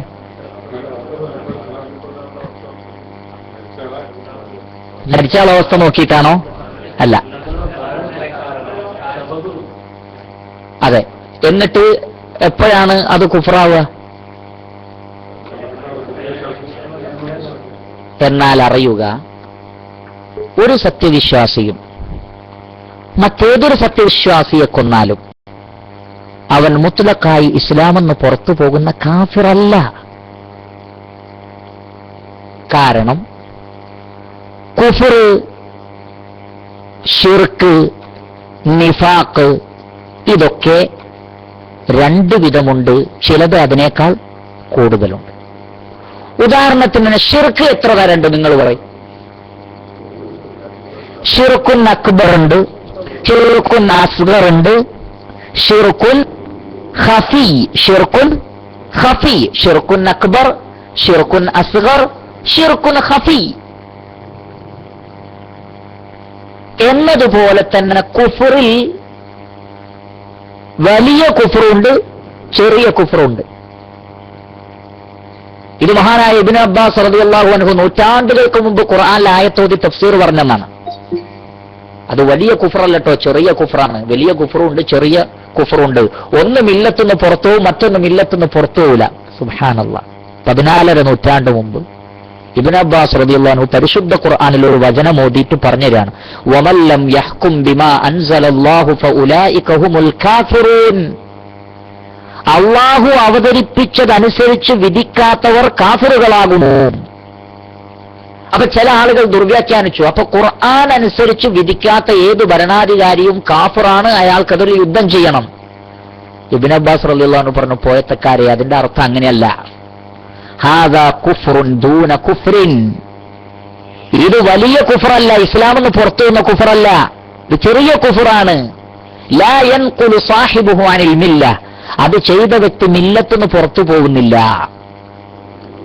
അപ്പൊ കുഫർ എന്ന വാക്ക് ഖുർആനിൽ വന്നാലും ഹദീസിൽ വന്നാലും, ഷിർക്ക് എന്ന വാക്ക് ഖുർആനിൽ വന്നാലും ഹദീസിൽ വന്നാലും അതിന് ഇഹ്തിമാലുകളുണ്ട്, സാധ്യതകളുണ്ട്. അപ്പൊ അതിന്റെ സന്ദർഭങ്ങളും സാഹചര്യങ്ങളും പരിഗണിച്ചുകൊണ്ടാണ് ഇത് ഇന്നതാണോ, വലിയ ഷിർക്കാണോ, ചെറിയതാണോ, അതല്ല ഷിർക്കുൻ ഖഫിയാണോ, ഇസ്ലാമെന്ന് പുറത്തു വന്ന കുഫറാണോ, പുറത്തു പോവാത്ത നിലക്ക് ചെറിയ കുഫർ അഥവാ കാഫിർ ചെയ്യുന്ന പണിയാണല്ലോ മുസ്ലിമിനെ കൊല്ലൽ. അപ്പൊ ഒരു മുസ്ലിം മറ്റൊരു മുസ്ലിമിനെ കൊന്നാൽ ലാഹിറിൽ അത് കുഫറിന്റെ പണിയായി. ഉള്ളിൽ അവൻ കാഫിർ അല്ലെങ്കിലും പ്രത്യക്ഷത്തിൽ അവനാരായി? കുഫറിന്റെ പണിക്കാരനായി. ഇപ്രകാരം കുഫറിനെ, നിഫാഖിനെ ഒക്കെ പണ്ഡിതന്മാർ വേർതിരിച്ചു. ഇൻഷാ അള്ളാഹ് അത് പഠിക്കാനുള്ള ക്ലാസ് മറ്റൊരു ക്ലാസ്സാണ്. ഇവിടെ നമ്മൾ സൂചനകൾ നൽകി എന്ന് മാത്രം. നമ്മളത് അഖീദന്റെ ക്ലാസ്സിൽ ഇൻഷാ അള്ളാഹ് നമുക്ക് അവസരം കിട്ടിയാൽ അത്തരം വിഷയങ്ങളെക്കുറിച്ച് വളരെ ഡീപ്പായിട്ട് തന്നെ നമുക്ക് പഠിക്കാം. എന്നതുപോലെ ഇൻഷാ അള്ളാഹ് ഹദീസിൽ ഇവിടെ ത്വലബുൽ ഇൽമി ഫരീളത്തുൻ അലാ കുല്ലി മുസ്ലിമിൻ എന്ന് പറയുമ്പോൾ അവിടെ ഈ ഫരീളത്ത് രണ്ട് സാധ്യതയുണ്ടല്ലോ. ഫർളു ഐനുണ്ട്, ഫർളു കിഫായയുമുണ്ട്. പണ്ഡിതന്മാർ പറഞ്ഞു അത് ഫർളു ഐനുമുണ്ടതിൽ, ഫർളു കിഫായയുമുണ്ട്. തലബുൽ ഇൽമി ഫരീളത്തുൻ അലാ കുല്ലി മുസ്ലിമിൽ എന്തൊക്കെയുണ്ട്? ഫർളു ഐനുമുണ്ട്, ഫർളു കിഫായയുമുണ്ട്. ഇൻഷാ അല്ലാഹ് അതിന്റെ ഭാഗങ്ങൾ അതേതൊക്കെയാണ് എന്നത് ഇൻഷാ അള്ളാഹ് നമ്മൾ അടുത്ത ക്ലാസ്സിൽ വിശദീകരിക്കും. അപ്പോൾ ഇന്ന് അല്ലാഹു സുബ്ഹാനഹു വ തആലയുടെ തൗഫീഖോടുകൂടി നമ്മൾ പഠിച്ചു മനസ്സിലാക്കിയ വളരെ ചെറിയ കുറഞ്ഞ കാര്യങ്ങളേ ഉള്ളൂ. ഒന്നാമത് നമ്മൾ പഠിച്ചത് അറിവ് സത്യവിശ്വാസിയുമായി ബന്ധപ്പെട്ട് നിൽക്കുന്നു. അതിന് ഖുർആനിൽ നിന്നുള്ള തെളിവ് ഞാൻ അധ്യായവും നമ്പറും പറഞ്ഞു, അത് നിങ്ങൾ നോട്ട് ചെയ്യുക. രണ്ടാമത് നമ്മൾ പറഞ്ഞു ചിലയിടത്തിൽ ഈമാനിന് പകരമായി സത്യവിശ്വാസം ഉപയോഗിച്ചിട്ടുണ്ട്, ഊത്തുൽ ഇൽമ് എന്ന് ഉപയോഗിച്ചിട്ടുണ്ട്. മൂന്നാമത് നമ്മൾ പറഞ്ഞു എന്താണ് ഇത് തമ്മിലുള്ള ബന്ധം എന്ന് സംസാരിച്ചു. ഏതൊരു കാര്യവും പറയുന്നതിന് മുമ്പ് പ്രവർത്തിക്കുന്നതിന് മുമ്പ് അതുകൊണ്ട് തന്നെ നമ്മൾ അറിവ് നേടണം എന്ന കാര്യം സംസാരിച്ചു. അതിന്റെ വചനങ്ങളും മറ്റും ശ്രദ്ധയിൽപ്പെടുത്തി. അങ്ങനെയാണെങ്കിൽ ത്വലബുൽ ഇൽമി ഫരീളത്തുൻ അലാ കുല്ലി മുസ്ലിമിൻ എന്ന ഹദീസ് നമ്മൾ പ്രാവർത്തികമാക്കണം എന്ന കാര്യമാണ് പഠിച്ചത്. അതിൽ ഫർള് എന്താണെന്ന് മനസ്സിലായി. ഈ ഹദീസിൽ ഫർളു ഐനും ഫർളു കിഫായയുമുണ്ട്. ഇത്രയും കാര്യങ്ങളാണ് ഇന്നത്തെ ക്ലാസ്സിൽ നമ്മൾ പഠിച്ചു മനസ്സിലാക്കിയത്. അടുത്ത ക്ലാസ്സിൽ നമ്മൾ ഇതിന്റെ തെളിവ് സഹിതം ചോദിക്കും. അപ്പൊ നിങ്ങൾ അതിന്റെ ആയത്തും നമ്പറും കാര്യങ്ങളും ഒക്കെ പറഞ്ഞു തന്നിട്ട് നമ്മൾ ഇൻഷാ അല്ലാഹ് ഈ വിഷയത്തിന്റെ മൂന്നാമത്തെ ക്ലാസ്സിലേക്ക് പ്രവേശിക്കും.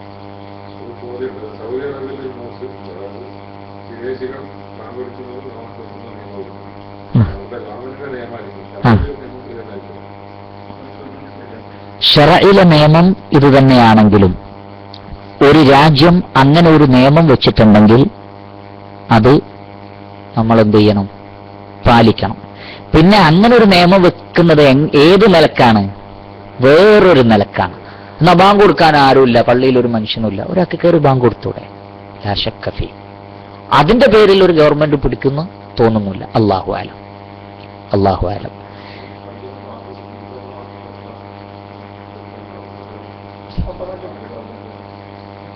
അത് പറയാൻ ഞാൻ ആളല്ല. അത് കുറെ കൂടി ഉയർന്ന പണ്ഡിതന്മാരോട് ചോദിക്കണം.